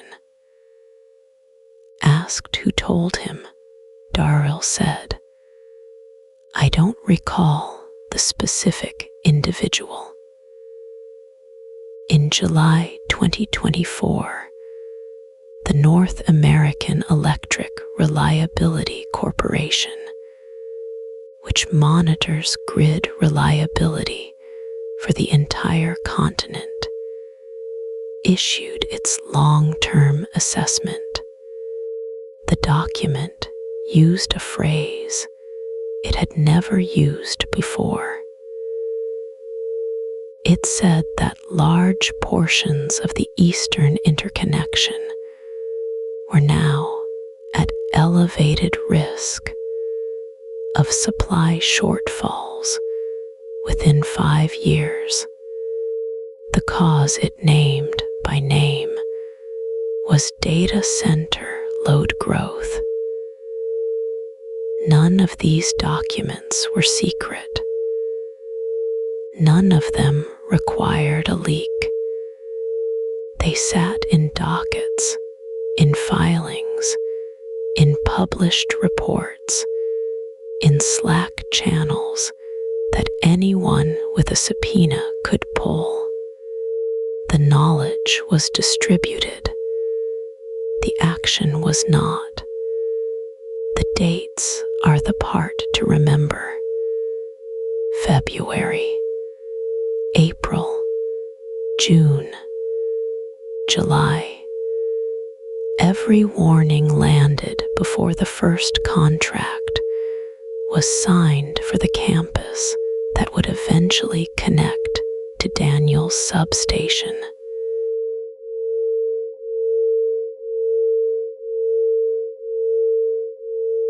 The memo Daniel wrote in March did not vanish. That is the strange part. It moved. It got forwarded. It got read. It even got a response from a senior planner named Helena, who wrote back 2 sentences that Daniel saved on his phone. She said the analysis was sound. She said it deserved a real review. That was the last week of March. The real review was scheduled for the second quarter. In May, the second quarter review got pushed to the third quarter. The reason was reasonable. The integrated resource plan was being updated, and it made sense to fold Daniel's concerns into the larger document. Helena sent a short note explaining this. Daniel read it twice and then went back to work. In August, the third quarter review got pushed to the fourth quarter. The reason was reasonable. A new interconnection request had come in, larger than any before it, and the planning team needed to model it first. Helena did not send a note this time. The schedule update came from an assistant. In October, Helena took a job at a consulting firm in Charlotte. Her replacement was named Greg. Greg was competent and tired. He inherited her inbox, her calendar, and her open items. The Mason County load study was item 47 on a list of 61. In November, the fourth quarter review got pushed to the first quarter of the following year. The reason was reasonable. The holidays were coming, and the team was thin. Daniel noticed the pattern, but did not have a word for it. It was not a refusal. Nobody had said no. Nobody had said the memo was wrong. The memo was simply moving slowly, the way a leaf moves down a stream, never stopping, never arriving. In January, the company announced a reorganization. The long-range planning group, where Helena had worked and where Greg now sat, was folded into a larger unit called Strategic Infrastructure.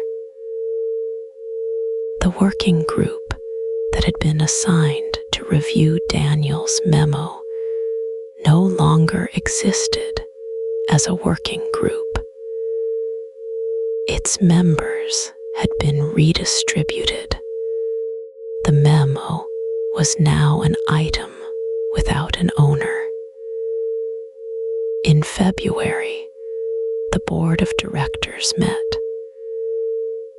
The agenda for that meeting, which Daniel did not see, had originally included a line item titled Load Growth Risk Assessment, Eastern Service Territory. By the time the meeting happened, the line item had been removed. It had been replaced with a presentation on rate case strategy.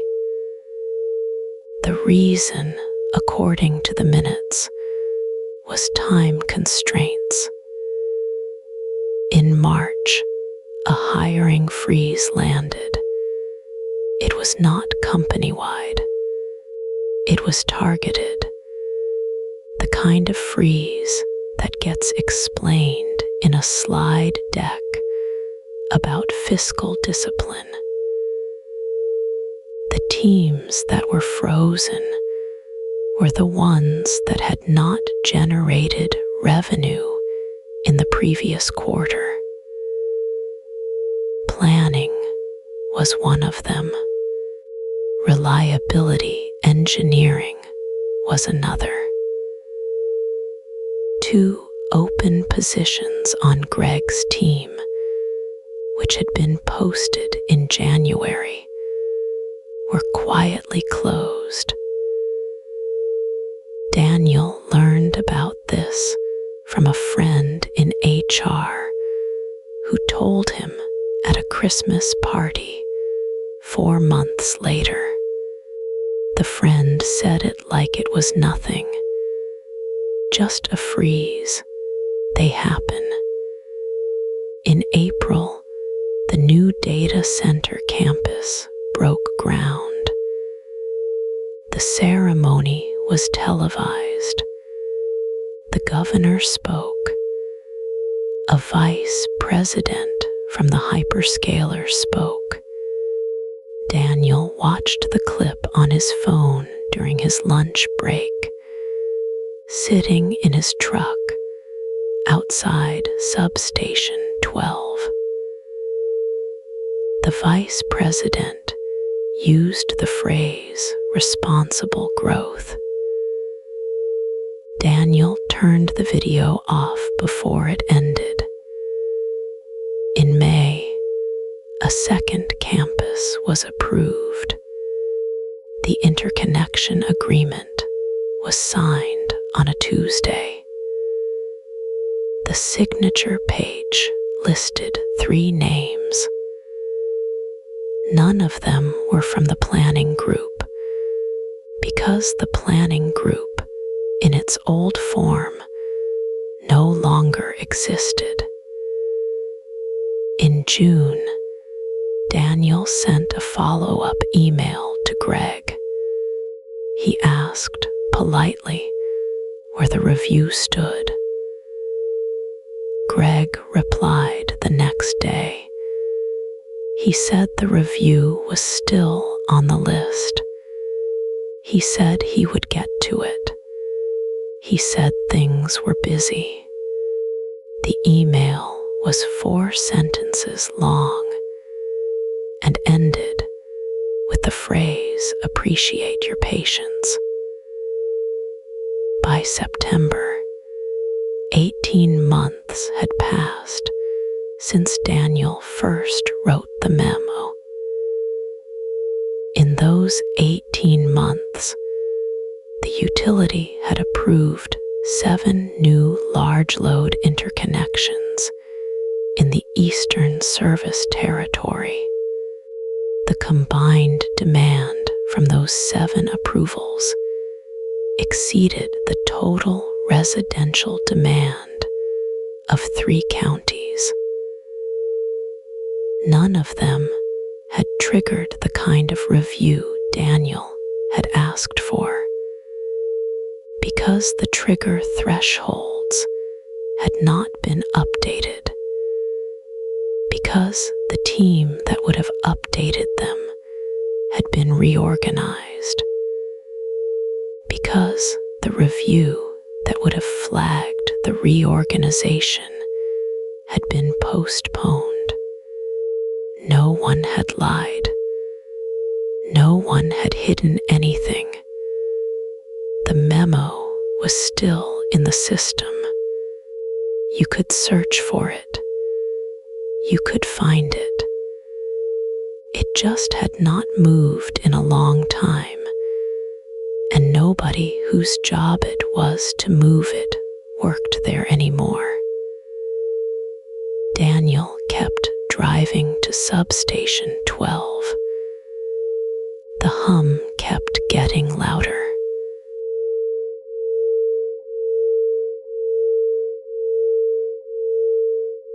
The reporter's name was Anya Sandoval.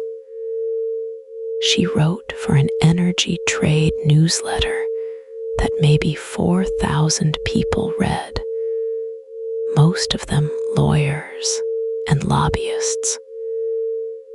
She found Daniel's name on a public comment filing he'd signed 2 years earlier, back when the substation permit was first proposed. She left him a voicemail on a Tuesday afternoon. He listened to it 3 times before he deleted it without calling back.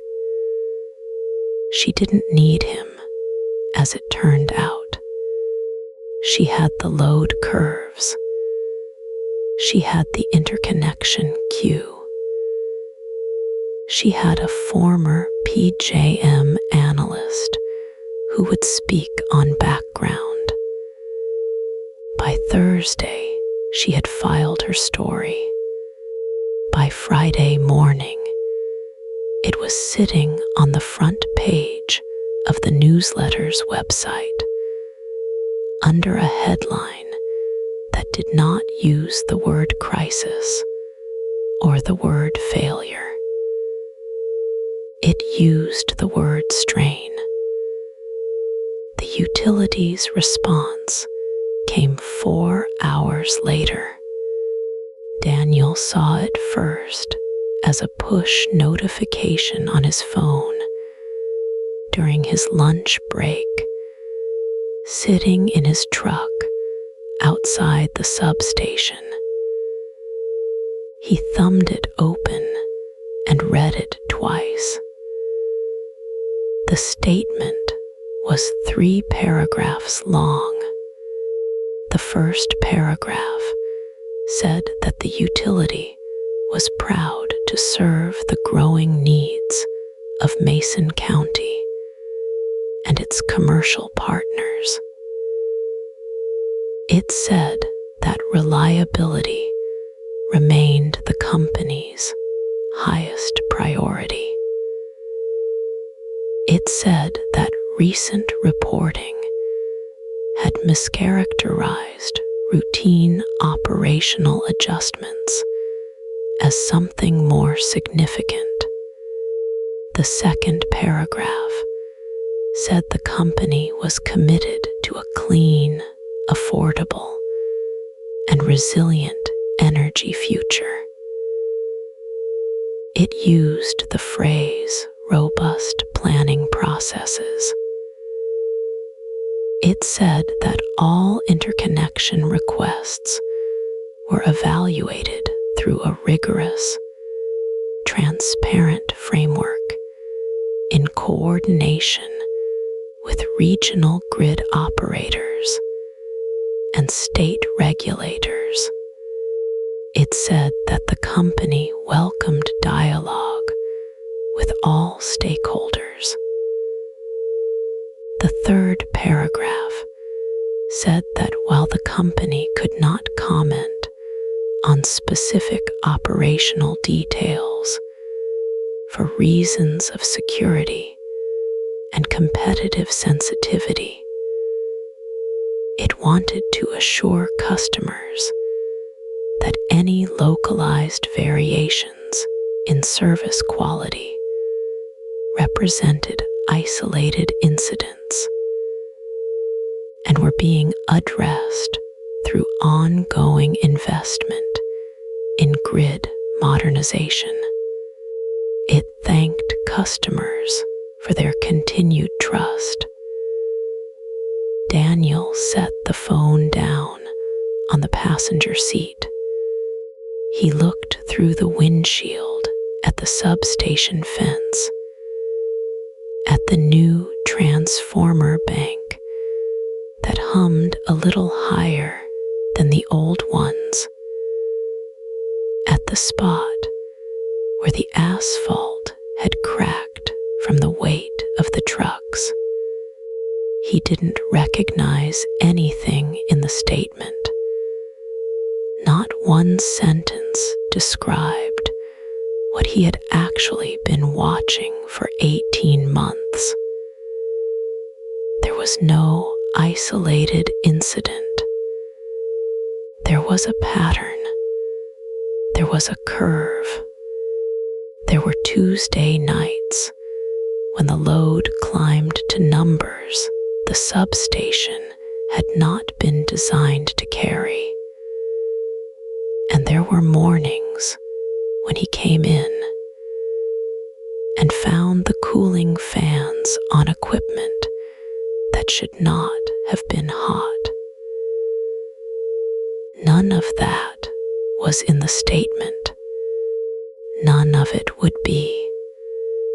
He understood in a slow and quiet way what had just happened.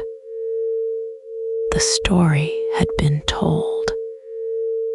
It had been told in the institution's voice, and the institution's voice was the one that would carry. By Monday, the statement had been reprinted, almost word for word, in 3 other trade publications. One added a single line of context about the data center buildout. One added a quote from an industry analyst saying that the energy demands of AI training were a manageable challenge for a sophisticated grid. The third just ran the statement. None of them called Daniel. None of them called the engineer who had written the memo. A week later, the statement appeared as a footnote in a filing the utility submitted to the state's Public Service Commission in support of a rate increase request. The footnote referenced the statement as evidence of the company's transparent communication with the public regarding recent operational matters. The commission staff did not flag the footnote. The footnote did its work. A month after that, on the utility's quarterly earnings call, the chief executive was asked by an analyst about reports of grid stress in certain service territories. He paused for half a second. Then he said the company had addressed those questions publicly and had nothing to add beyond the statement already on the record. He said the company remained excited about the long-term growth opportunity represented by the hyperscale customer segment. The next analyst asked about share buybacks. Daniel read the earnings call transcript on a slow Saturday morning, drinking coffee at his kitchen table. He found the section about grid stress. He read it twice. He thought about Anya Sandoval, who had moved on to other stories. He thought about the engineer's memo sitting in a folder on a server somewhere, unread. He thought about the substation, humming a little higher than it should, and about the Tuesday that was coming, and the Tuesday after that. The story had been told. It just hadn't been told true.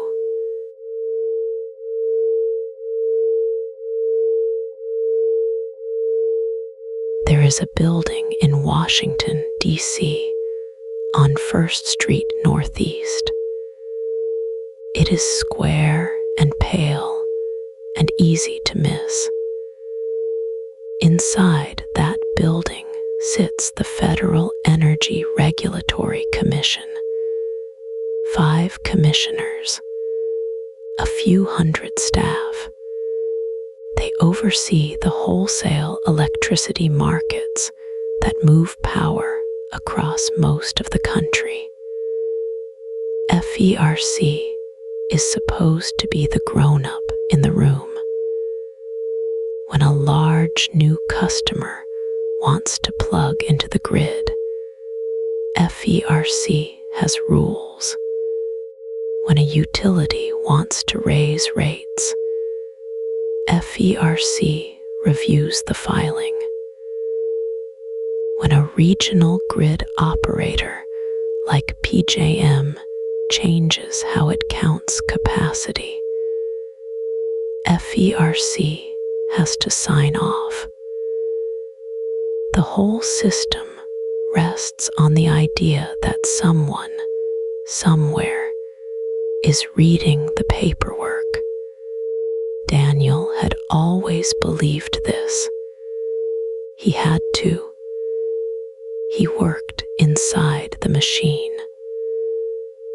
The mechanism that should have caught Mason County was called the Large Generator Interconnection Procedure. It is a standard process.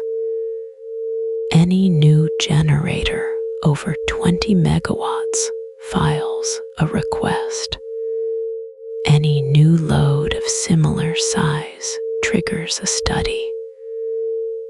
The study is supposed to look at the whole neighborhood of the grid. Will the lines hold? Will the transformers cope? Will the reserves still be there on the hottest day of August? The studies exist. They are filed. They sit in a queue. The queue is the problem. By 2024, the interconnection queue at PJM, the grid operator that runs the region from New Jersey to Illinois, had grown past 250 gigawatts of pending projects. 250 gigawatts is more than the entire peak demand of the territory. The backlog stretched out 4 years. Some projects had been waiting since 2020. A new request filed in the spring would not see a completed study until well after the data center it was meant to serve had already broken ground. So the studies kept arriving, and nobody was reading them in time. There was a comment period. There is always a comment period. When PJM proposed a rule change in late 2023 to handle the surge in large load requests, the public was given 30 days to respond. The filing ran 412 pages. It included 7 appendices and a load flow model that required specialized software to open. 3 consumer advocacy groups submitted comments. 2 utilities submitted comments. The hyperscalers submitted a joint comment, 80 pages long, written by a law firm in Washington. No one from Mason County submitted a comment. No one from Mason County knew there was anything to comment on. The rule passed. There was also supposed to be a cost allocation review when a new load joins the grid and requires upgrades. FERC rules say the cost of those upgrades has to be assigned fairly. The principle is called beneficiary pays. If a data center triggers a new transmission line, the data center should carry the cost. That is the rule on paper. In practice, the rule has a loophole the size of a substation. If the upgrade can be classified as a general system improvement, the cost rolls into the rate base. The rate base is paid by everyone. Daniel's neighbors, the school district, the man who ran the diner on Route 9. The utility filed its upgrade plan in 2024. It classified the new lines as general system improvements. The classification was reviewed by an outside consulting firm. The consulting firm had 3 other contracts with the same utility that year. The review took 11 business days. It found no objections. FERC accepted the filing as a routine matter. There was no hearing. There was no testimony. The docket sat on the website, public and unread. There was one more thing that should have caught it. The North American Electric Reliability Corporation, NERC, publishes a long-term reliability assessment every winter. The 2023 assessment, released in December, flagged the MESO and PJM regions as elevated risk. The 2024 assessment moved them to high risk. The language was specific. It cited rapid load growth driven by data center development and warned of capacity shortfalls beginning as early as 2026. The report is 200 pages. It is sent to every utility, every regulator, every grid operator.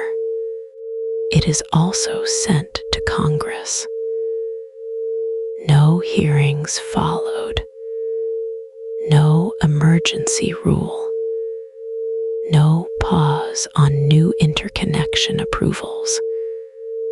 The report was cited in a few trade publications and one segment on a financial news channel.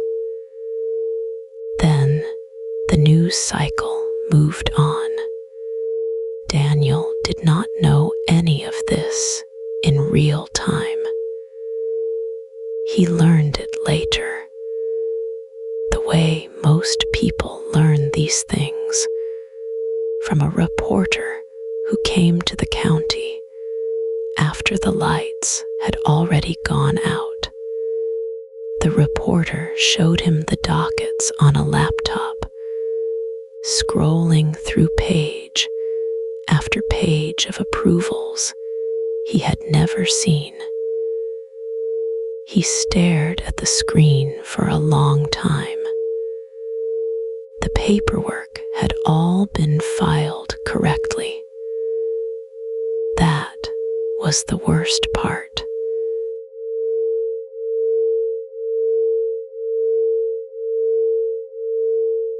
The Saturday before the heat wave was the kind of day Daniel's grandfather used to call a good one.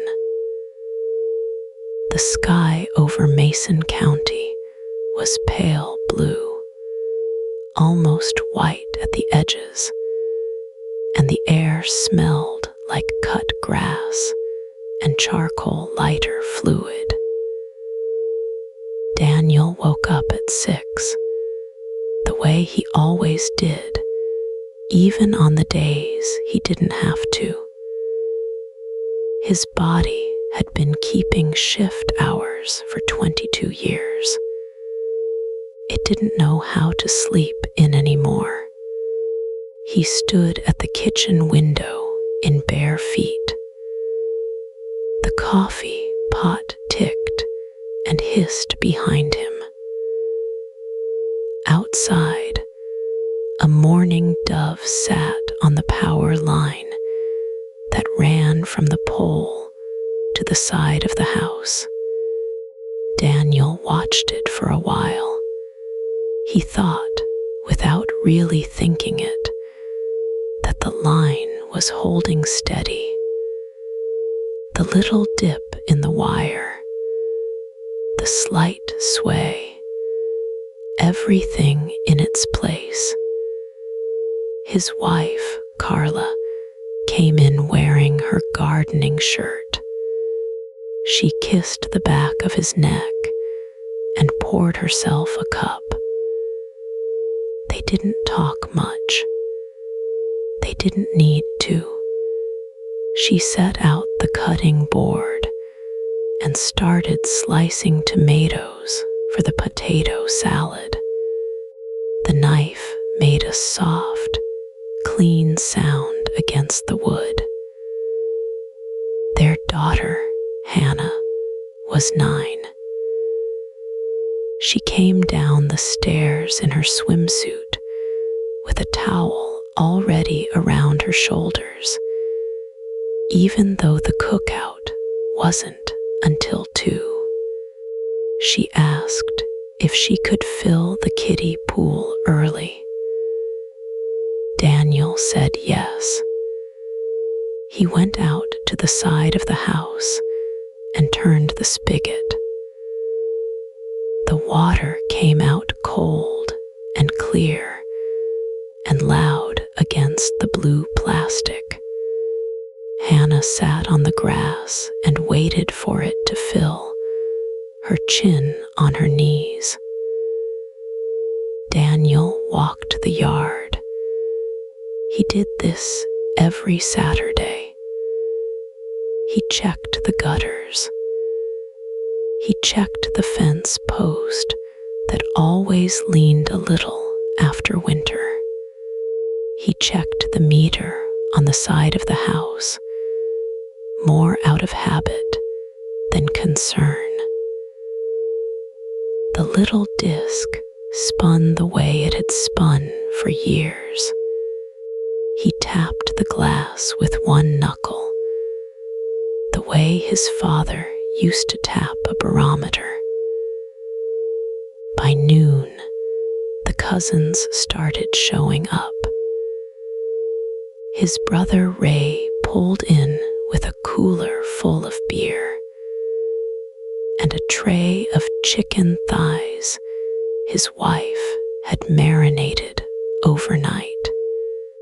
The kids took over the backyard. Somebody put on a Bluetooth speaker, and an old Marvin Gaye song drifted across the lawn. Daniel lit the grill. He liked the part where the coals went from black to gray to that soft orange under the white. He liked the patience of it. Ray stood next to him with a beer. They talked about the high school football schedule. They talked about Ray's truck, which had a sound in the front end he couldn't place. They did not talk about the data center. The data center had become one of those things people in Mason County didn't bring up at cookouts, the way they didn't bring up church politics or who voted for who. It sat out there, past the tree line, humming, and everybody pretended the hum was just the cicadas. Carla brought out plates. The neighbors from 2 doors down wandered over with a watermelon. Somebody's toddler tripped on the garden hose and cried for 40 seconds and then forgot about it. Daniel turned the chicken. The skin crackled. A bead of fat dropped onto the coals and flared. He sat down on the back step around 4 with a paper plate on his knee. Hannah was in the kiddie pool now, splashing her cousin. Her hair stuck flat to her forehead. Carla was laughing at something Ray's wife had said. The Marvin Gaye song had moved on to Bill Withers.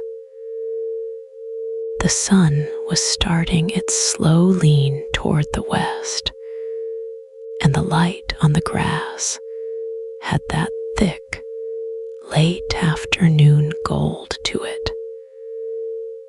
Daniel ate slowly. He watched his daughter. He watched the ice melting in the cooler. He noticed, without making anything of it, that the porch fan was running steady, and the refrigerator inside was humming through the screen door, and the street light at the corner had just flickered on early the way it sometimes did when the photocell got confused. He noticed the dove was back on the line. Carla sat down next to him with her own plate. She leaned her shoulder against his. They didn't say anything for a long time. The cicadas started up in the trees. Somewhere down the block, somebody was running a sprinkler. The weather alert on Daniel's phone buzzed once in his pocket. He didn't take it out. He'd look at it later. The chicken was good. The light was good. Hannah was laughing. The grid was holding. He stayed on that step until the sun went down.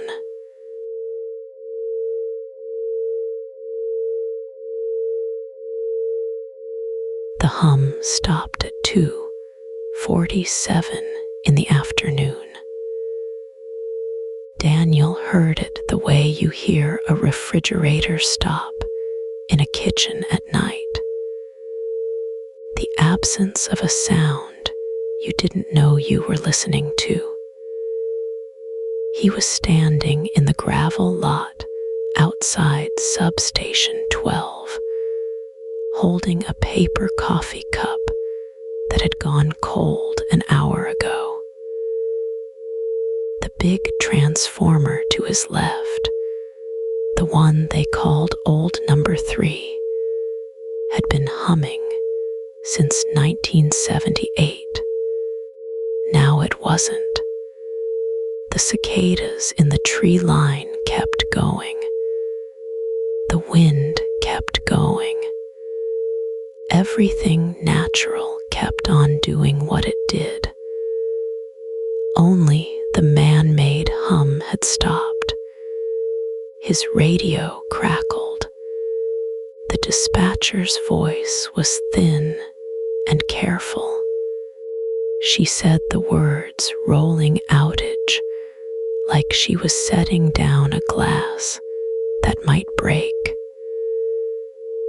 Mason County West was offline. Mason County Central would follow in 12 minutes.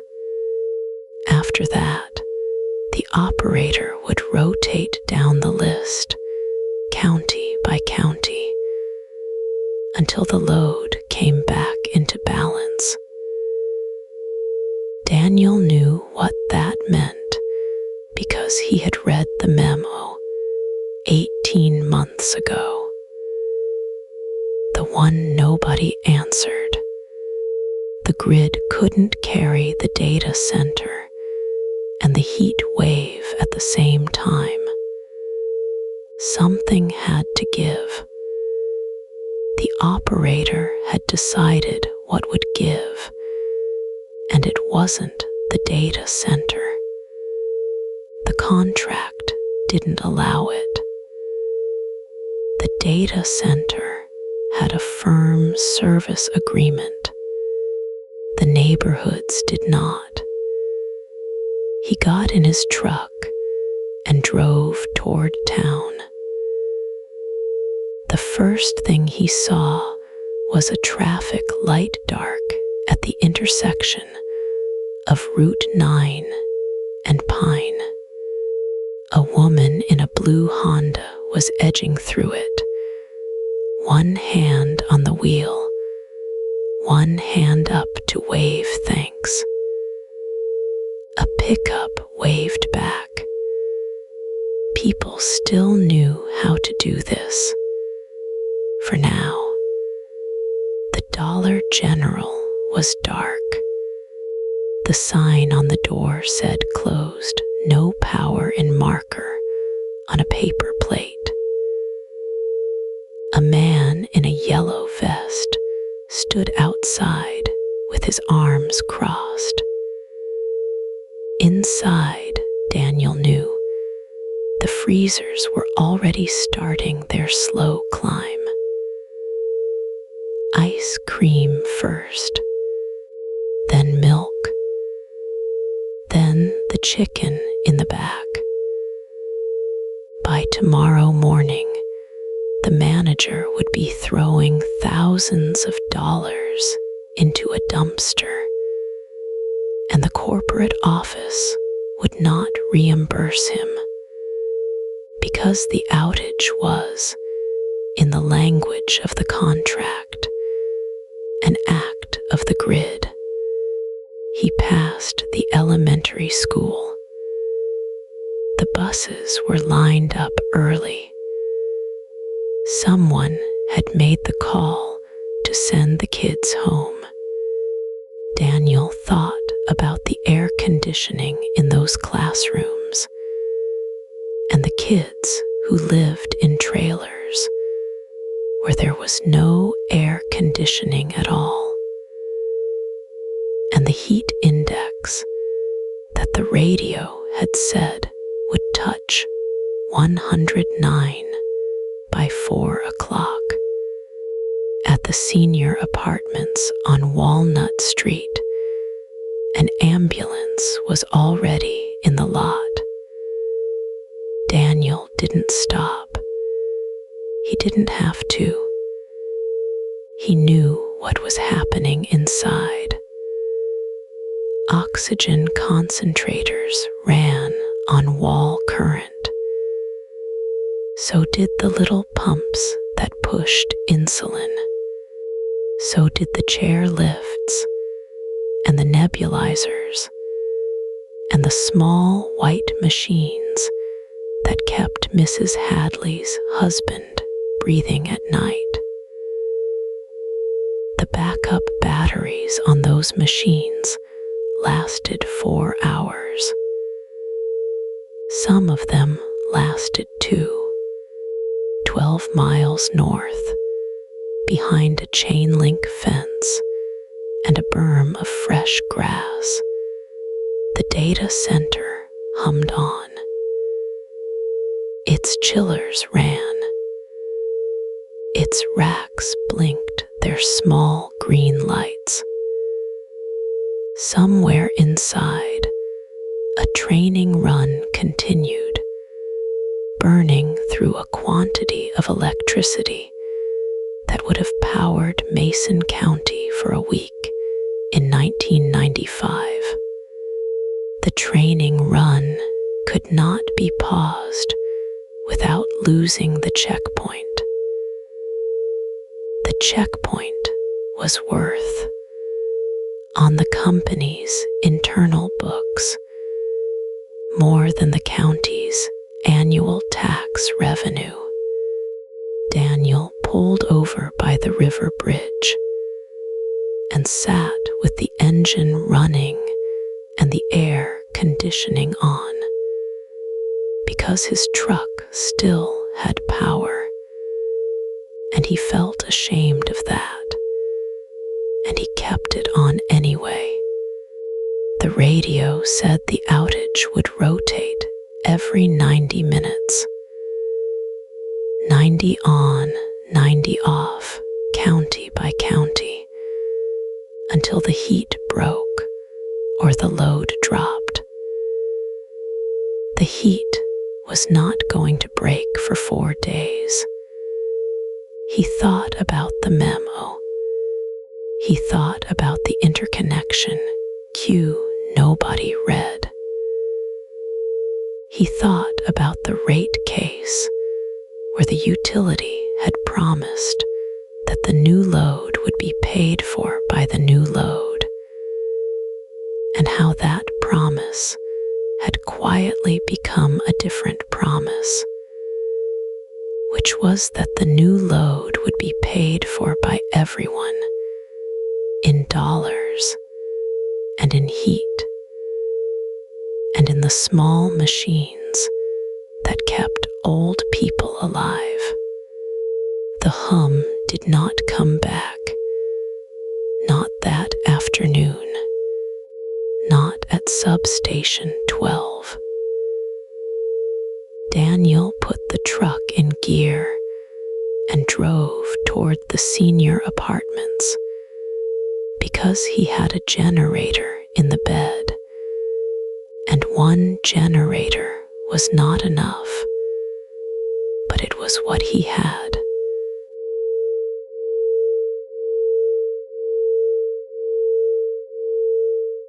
The morning came in gray. Daniel sat on his front step with a cup of coffee gone cold. The hum was still missing. The refrigerator inside the house was quiet. The street light across the road was dark. Somewhere down the block, a generator coughed and caught and settled into a steady drone. His phone had 3% battery. He used it to call his daughter in Columbus. She picked up on the second ring and started crying before he could speak. He told her he was fine. He told her the cat was fine. He did not tell her about the man 2 doors down who had spent the night in his car with the AC running because his wife was on oxygen.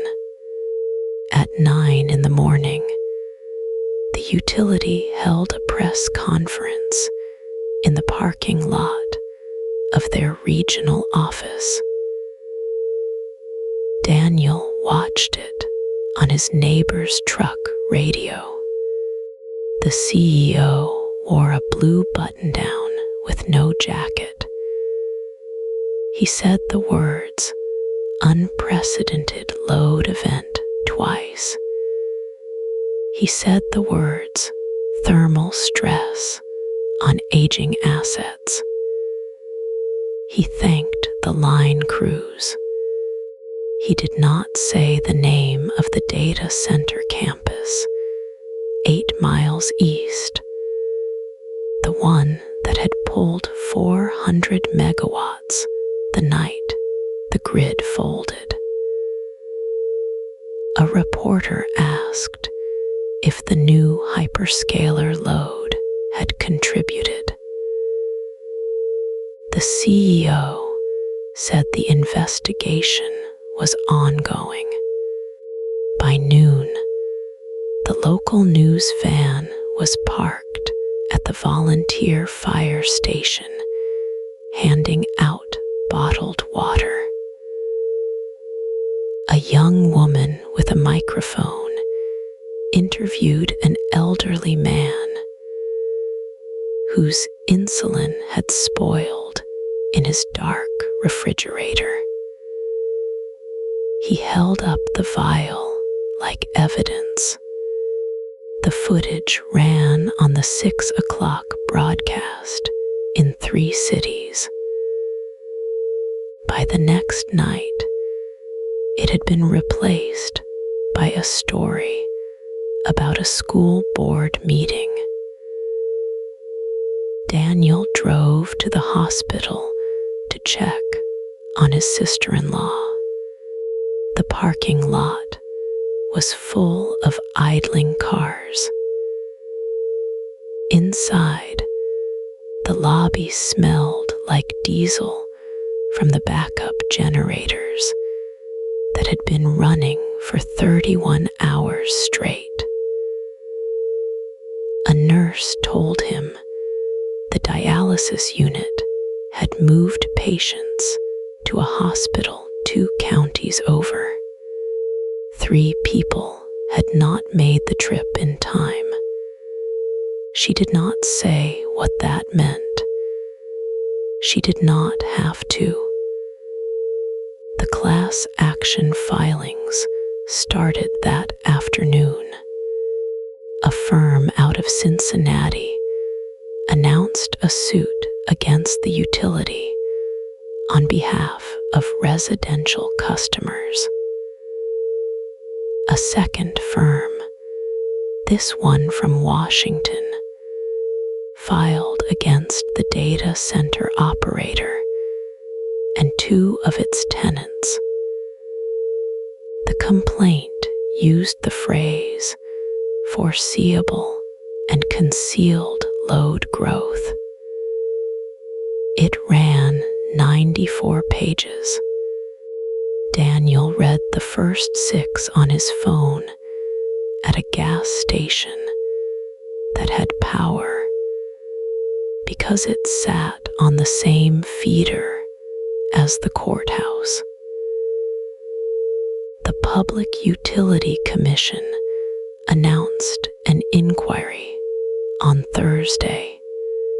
The chairwoman released a statement saying the commission would examine interconnection practices, load forecasting, and the adequacy of disclosures to ratepayers. A reporter from the trade press noted that the commission had approved the relevant interconnection agreements 18 months earlier a public hearing. The statement did not address that. The stock dropped 4% on Wednesday. It rebounded 3.5% on Friday after the company announced a $1 billion transmission upgrade plan. By the end of the month, the share price was within $1 of where it had started. The analysts who covered the utility issued notes describing the event as an isolated operational incident with limited financial exposure. Daniel sat with his union rep on Friday afternoon in a diner that had reopened that morning. The rep told him the company was already pulling records from Substation 12. They wanted to know who had logged the warnings. They wanted to know who had escalated and who had not. Daniel understood what was being said. He drank his coffee. He said he had documentation. The rep nodded and wrote down the name of a labor attorney. That night, Daniel sat at his kitchen table under a battery lantern. Power had come back at 4 in the afternoon, then dropped again at 7. He laid out the paperwork in front of him. The load curve printouts from August. The email he had sent to his supervisor in September. The reply that said the matter was being handled at the regional level. The follow-up he had sent in November. The silence after. He thought about the man with the insulin. He thought about the 3 people who had not made it to the dialysis unit 2 counties over.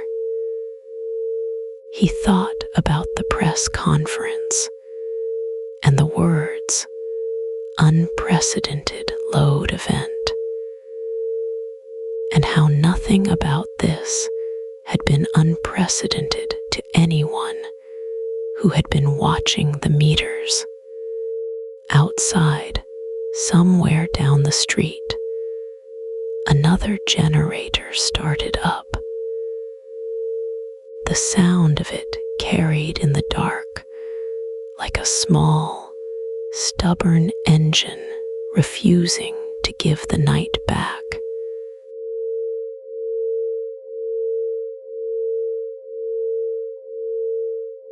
Let's step outside the story for a moment.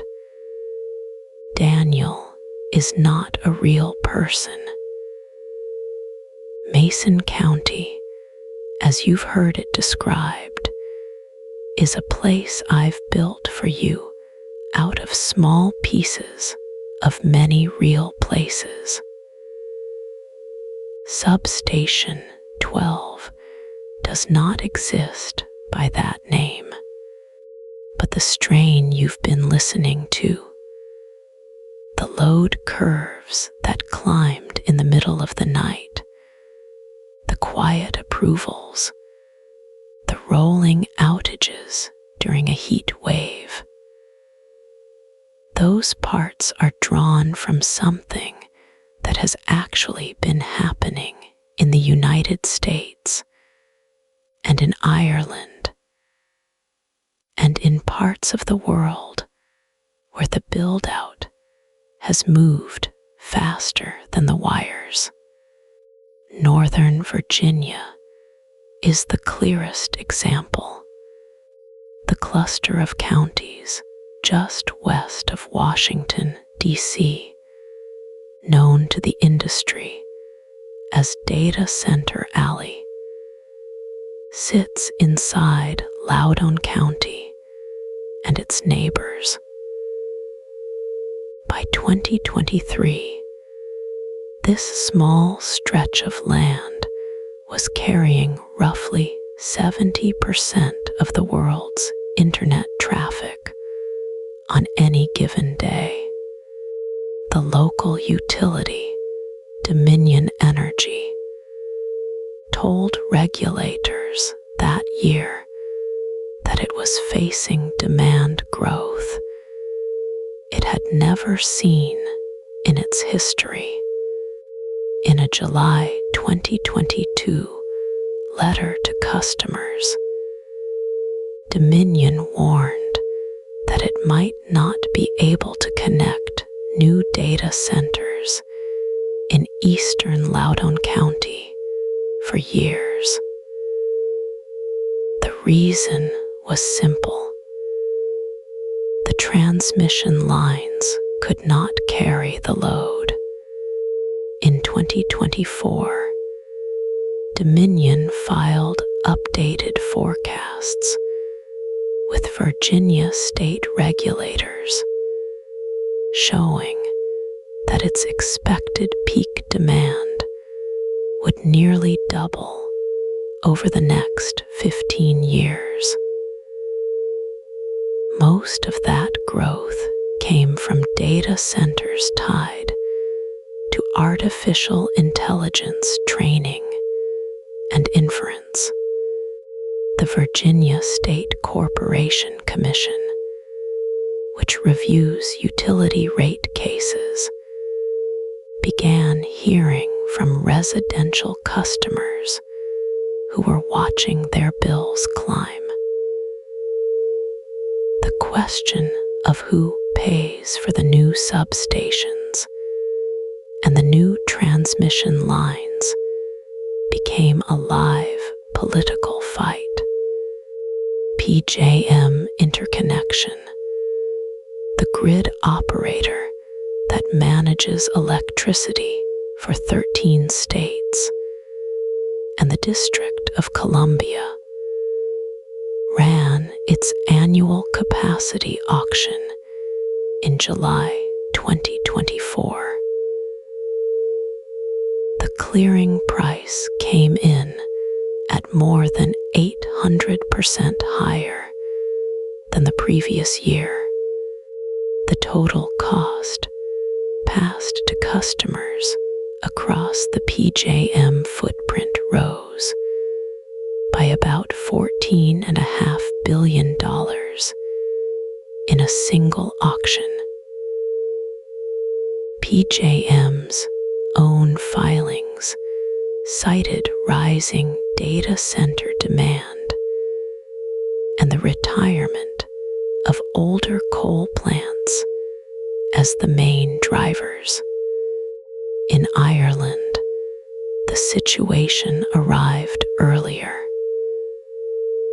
By 2022, data centers were consuming about 18% of the country's total electricity. The Irish grid operator, Grid, placed a de facto moratorium on new data center connections in the Dublin area, which lasted into 2028.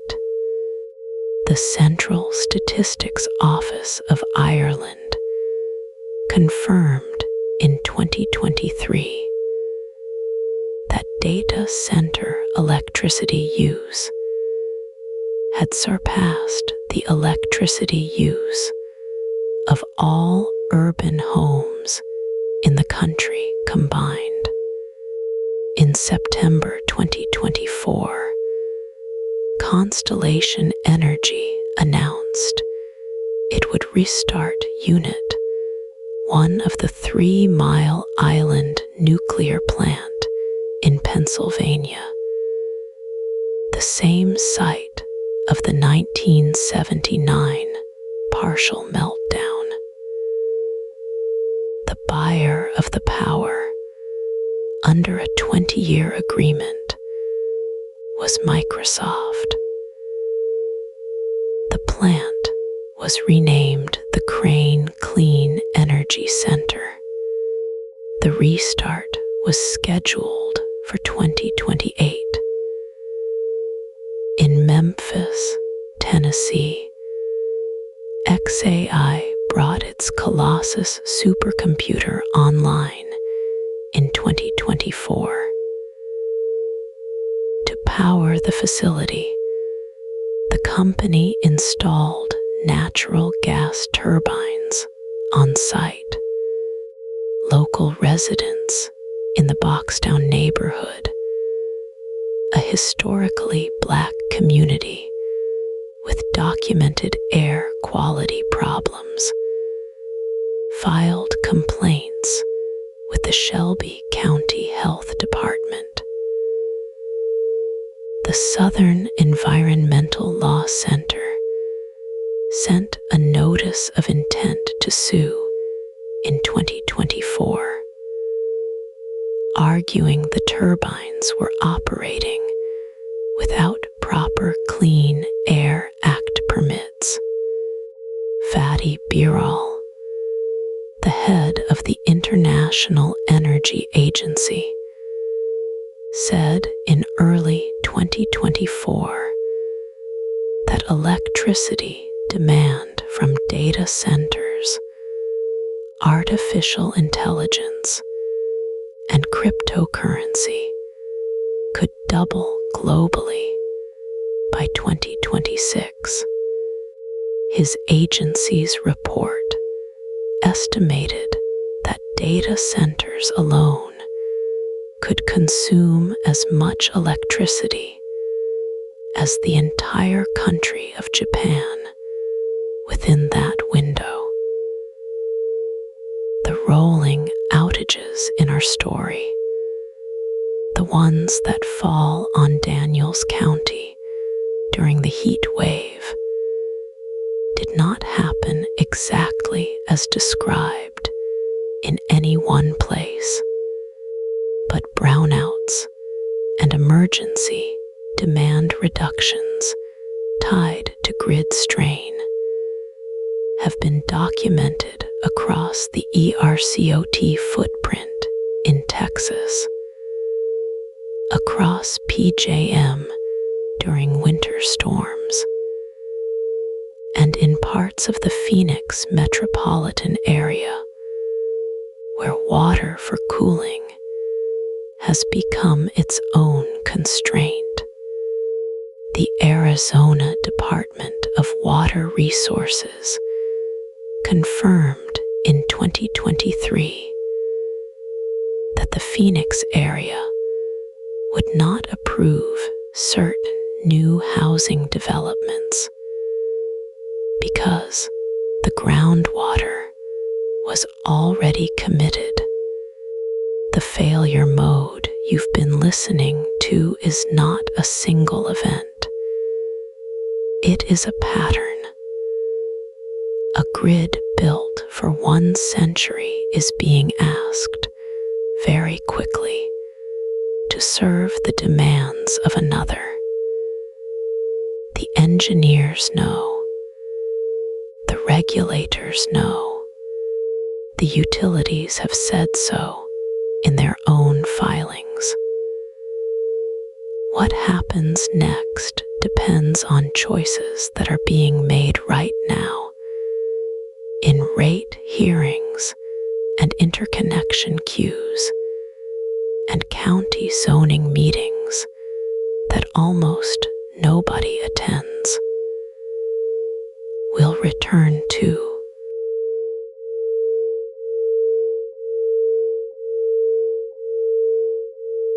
the fork was a Tuesday, not the storm Tuesday. A Tuesday 18 months before the storm. A Tuesday so ordinary that Daniel cannot remember what he was doing that day. He has tried. He has gone back through his phone, his text messages, the work log on the truck. Nothing. He was probably eating a sandwich in the cab of his pickup, watching rain bead on the windshield, listening to a baseball game he didn't really care about. On that Tuesday, in a small conference room at the Mason County Public Service Commission, 3 commissioners sat down to vote on a permit. The permit was item number 14 on a 22-item agenda. It was buried between a request to rezone a lot near the high school and a routine renewal for a propane company. Item 14 was the load study waiver. A load study is a boring thing. It is the document that asks a simple question. If we add this much new electricity demand to this part of the grid, will the grid hold? It looks at the substations. It looks at the transmission lines. It looks at the generation mix. It runs the numbers across seasons, across weather events, across what engineers call contingency scenarios. A full load study takes about 9 months and costs the applicant around $400,000. The hyperscaler did not want to wait 9 months. The hyperscaler had asked, through its lawyers, for the load study to be deferred. Not skipped, deferred. The study would be completed after the data center came online. The promise on paper was that if the study later showed a problem, the company would pay to fix it. The staff recommendation, written by a junior analyst named Priya, was to deny the waiver. Her memo was 4 pages. It cited the PJM capacity auction results from the prior summer. It cited the queue of pending interconnection requests for the same substation cluster. It noted, in a single underlined sentence, that Substation 12 was already operating at 78% of its rated capacity during summer peaks. The memo was attached to the agenda packet. The agenda packet was 340 pages long. The vote took 4 minutes. There was no public comment because no member of the public had signed up to speak. The notice for the meeting had been posted as required in the legal notices section of the county paper. The notice did not mention the data center by name. It referred to the applicant as Project Cardinal, LLC. The notice did not mention electricity at all. It used the phrase land, used determination, and zoning overlay variance. 2 of the commissioners voted yes. 1 abstained. The chair, a retired insurance agent named Hal, asked if there were any questions before the vote. There were none. He moved to the next item. The propane company got its renewal. Priya was not in the room. She had submitted her memo and gone back to her desk. She found out about the vote the next morning when the meeting minutes were emailed to all staff. She read the line 3 times. She walked to her supervisor's office. Her supervisor told her that the commissioners had discretion. He told her that the company had made commitments. He told her that the project was important to the county's tax base. He told her kindly to let it go. She did not let it go. She wrote a second memo. She sent it to the state regulator. The state regulator forwarded it to the federal regulator. The federal regulator sent back a polite letter explaining that load study waivers at the county level were a state matter. The state regulator sent back a polite letter explaining that they did not overrule local commissions absent a finding of fraud or procedural error. There had been no fraud. The procedure had been followed. That was the fork. Not a missed alarm. Not a hidden file. A 4-minute vote in a room with beige carpet and a water cooler that hummed. A waiver granted to a company that had promised, in writing, to make things right later. A junior analyst whose 4-page memo went into a binder and then into a filing cabinet, and then, eventually, into a box in a storage room. If the vote had gone the other way, the data center would have waited 9 months. The load study would have shown what Priya already knew. The substation would have been upgraded before the load arrived.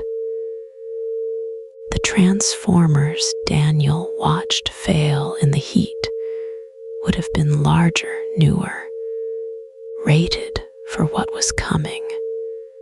The grid would have grown first. The demand would have come second. That was the order things used to happen in. On that Tuesday, in that room, the order quietly reversed.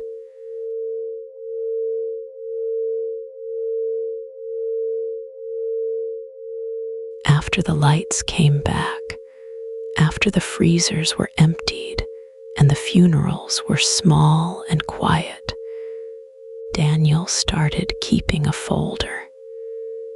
He kept it on the kitchen table next to the salt shaker.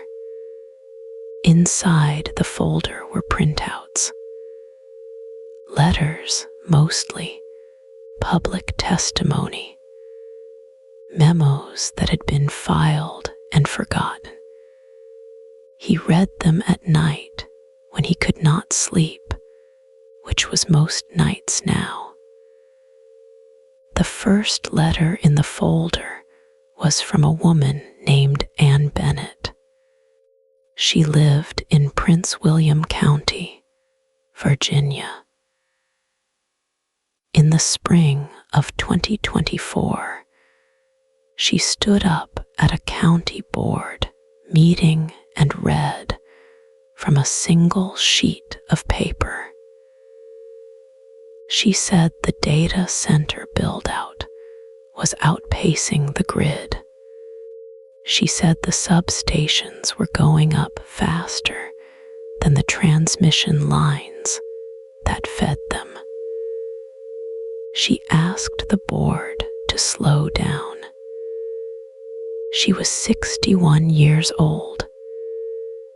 She had lived in that county her whole life. The board thanked her for her comments and voted that same evening to approve another campus. 2 years later, when the rolling blackouts reached Northern Virginia, her name was in the local paper again. She had not been wrong. She had only been early. The second letter was from a former PJM engineer. He wrote it in 2023 and posted it to a trade publication. He used his real name. He said the interconnection queue was carrying more megawatts of pending data center load than the entire state of New Jersey consumed at peak. He said the system operators were modeling growth curves that assumed the build-out would slow down. He wrote plainly that there was no reason to assume that. He retired the next year. His warning sat in the archive of a magazine almost no one outside the industry read. Daniel turned the page. The third letter was from the International Energy Agency. Fatih Birol, the director, had said it cleanly in a Paris briefing. The current trends in electricity demand from data centers, AI and crypto, are simply not sustainable without significant investment in the grid. That was 2024. The quote had been printed in newspapers. It had been read by ministers and CEOs and senators. And then the build-out had continued faster because no one wanted to be the country that fell behind.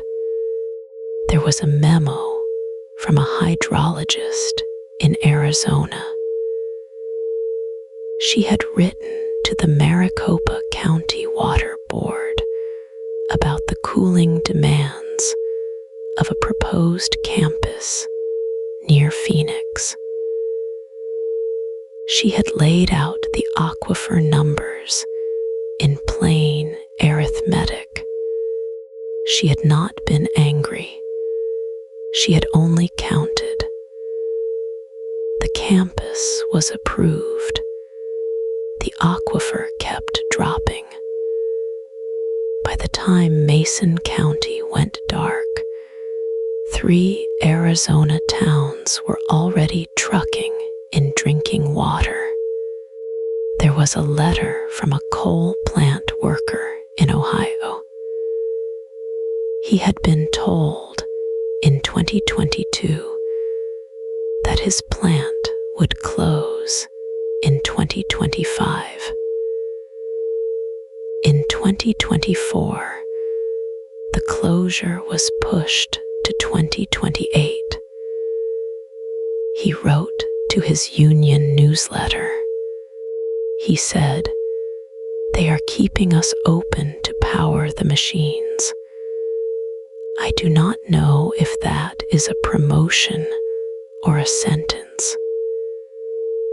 His plant was still running on the night of the blackout. It had not been enough. There was testimony from Timnit Gebru, given to a Senate subcommittee. She had said, years before, that the environmental cost of large model training was being hidden inside corporate sustainability reports. She had named the practice. She had been specific. The committee had thanked her. The reports had continued. There was a transcript from a town hall in Memphis where residents near the XAI Colossus site described the gas turbines that had been installed without the usual permits. A woman named Easter Knox had said her grandson's asthma had worsened. She had said the air smelled different. She had said, "We were not asked. We were told." The turbines kept running. Daniel read these letters slowly. He was not looking for someone to blame.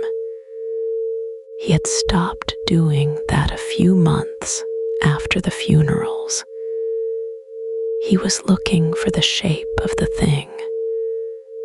The shape was always the same. A person who knew. A person who said. A room of people who heard. A vote or a permit or a quiet approval that followed anyway. And then, eventually, the event itself, arriving on schedule, as if it had been invited. He thought of Stuart Russell, who had said in an interview that the hardest part of AI risk was not the technology. It was the institutional habit of treating warnings as noise. Daniel had underlined that sentence. He looked at it now in the small lamplight, and he closed the folder, and he turned off the kitchen light, and he sat for a while in the dark that he had chosen.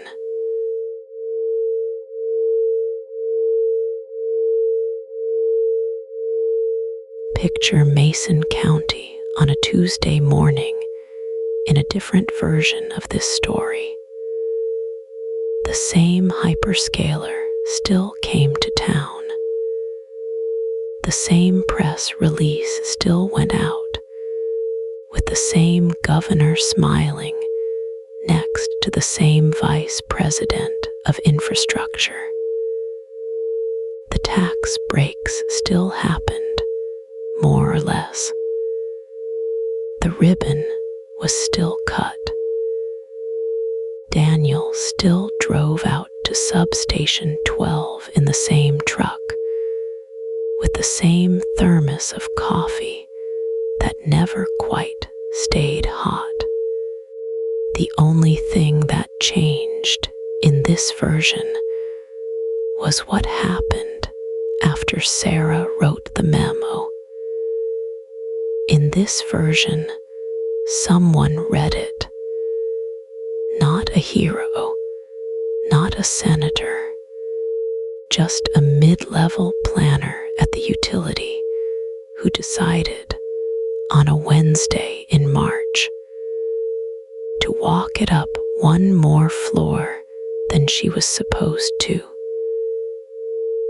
And the man on that floor, instead of filing it, picked up the phone and called the Public Utility Commission and asked for a 60-day pause on the next interconnection approval. 60 days. That was the whole difference. In those 60 days, the utility ran the load model honestly, with the real numbers from the real campus, not the polite numbers from the application. They saw what Sarah had seen. They saw the Tuesday 3 a.m. spike, and the way the training runs stacked on top of the air conditioning load in August. And then they did something almost boring. They restructured the deal.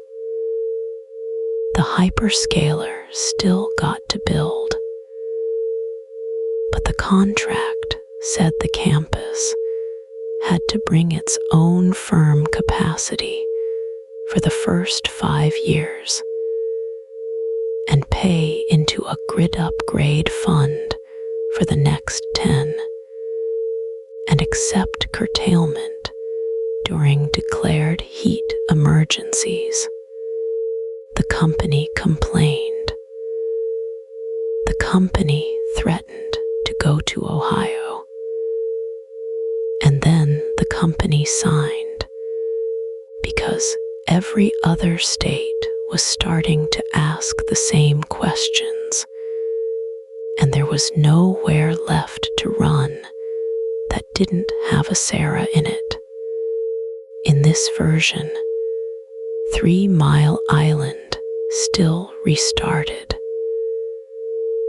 The coal plant in the next county over still got its retirement pushed back because honesty about the timeline meant honesty about the gap.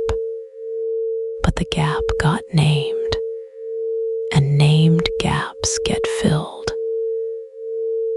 Transmission lines that had been stuck in the interconnection queue for 7 years got pulled forward.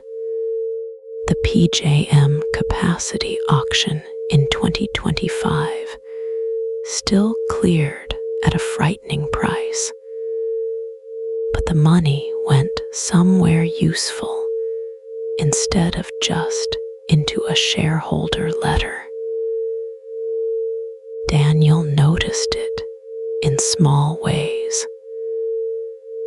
The relays at Substation 12 got replaced a year earlier than scheduled. A second feeder line went in along the county road, the one he'd been asking about since 2019. A young woman from the utilities planning group came out one afternoon and walked the yard with him and actually wrote down what he said. She was 26. She had a clipboard. She listened. The heat wave still came. July still hit 104. The grid still groaned. But in this version, when the dispatcher's voice came over the radio, it said hold, not shed. The data center campus throttled its training run by 40% for 6 hours, the way the contract said it would, and a researcher in Seattle pushed a deadline by a day, and nobody died for it. The lights in Mason County flickered once, around 4 in the afternoon, and then steadied. Mrs. Alvarez's insulin stayed cold. The cookout down the street kept going.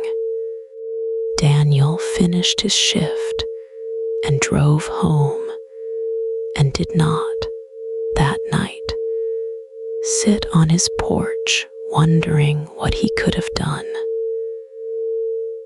None of this required a different country. None of it required a different company, or a different technology, or a different president.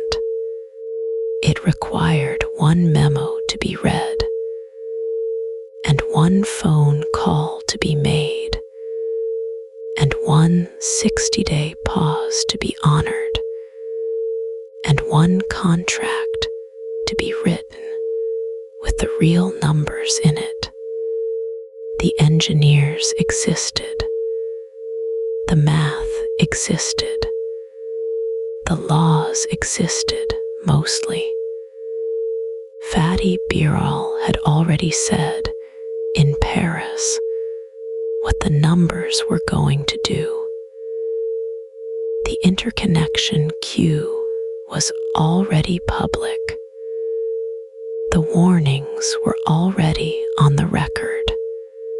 What was missing was the small institutional courage of treating those warnings as real on a Wednesday afternoon in March, before anything had broken yet, when the only cost of caution was a slightly slower ribbon cutting. That is the version of the story that was available to us. It is still available in the next county, and the one after that, where the next campus is being drawn on the next map right now. The grief, if you let yourself feel it, is not for a future we lost. It is for a future we keep every quarter, in every rate case, in every quiet approval, choosing not to walk upstairs with.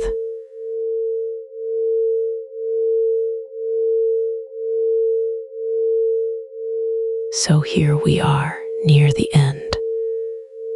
The hum has come back to Mason County. Not the same hum, not yet. A thinner one, a quieter one. The kind that makes Daniel walk out onto his porch at dusk and listen for a long minute before he goes back inside. You've heard the whole thing now. The substation. The Tuesday spikes at 3 in the morning. The memo nobody answered. The cookout, the heat wave, the long first night with the generators coughing in the dark, the insulin in the neighbor's cooler, the letters that came after. You don't have to do anything with all of this. That isn't why I told it to you. I told it to you because stories travel better than warnings. A graph doesn't stay with a person. A man on a porch with a clipboard does. A grandmother on a folding chair fanning herself does.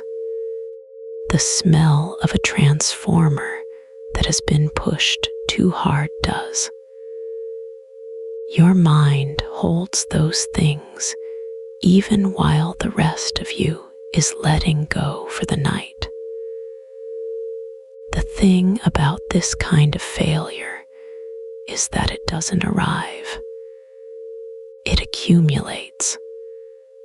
One permit, one PPA, one ribbon cutting in a field outside a small town, one coal plant whose retirement gets pushed back another 2 years because the load forecast changed. None of these are dramatic on their own. None of them are the moment. The moment is just the sum. That's why Daniel didn't see it coming, even though he was standing inside it. That's why the engineer who wrote the memo got a polite reply and a closed door.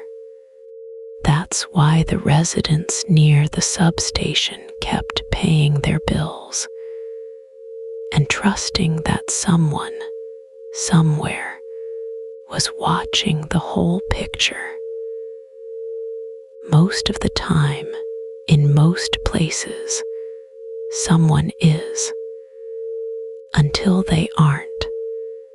If you live near one of these buildouts in Loudoun County, in the suburbs of Columbus, in the flatlands outside Memphis, in the desert north of Phoenix, you probably already know the feeling. The new fence line, the trucks at odd hours, the low, constant noise that wasn't there last spring. You don't need me to tell you it's happening. You can hear it. And if you live nowhere near any of this, the grid still reaches you. The rate case in Virginia ripples into the wholesale market.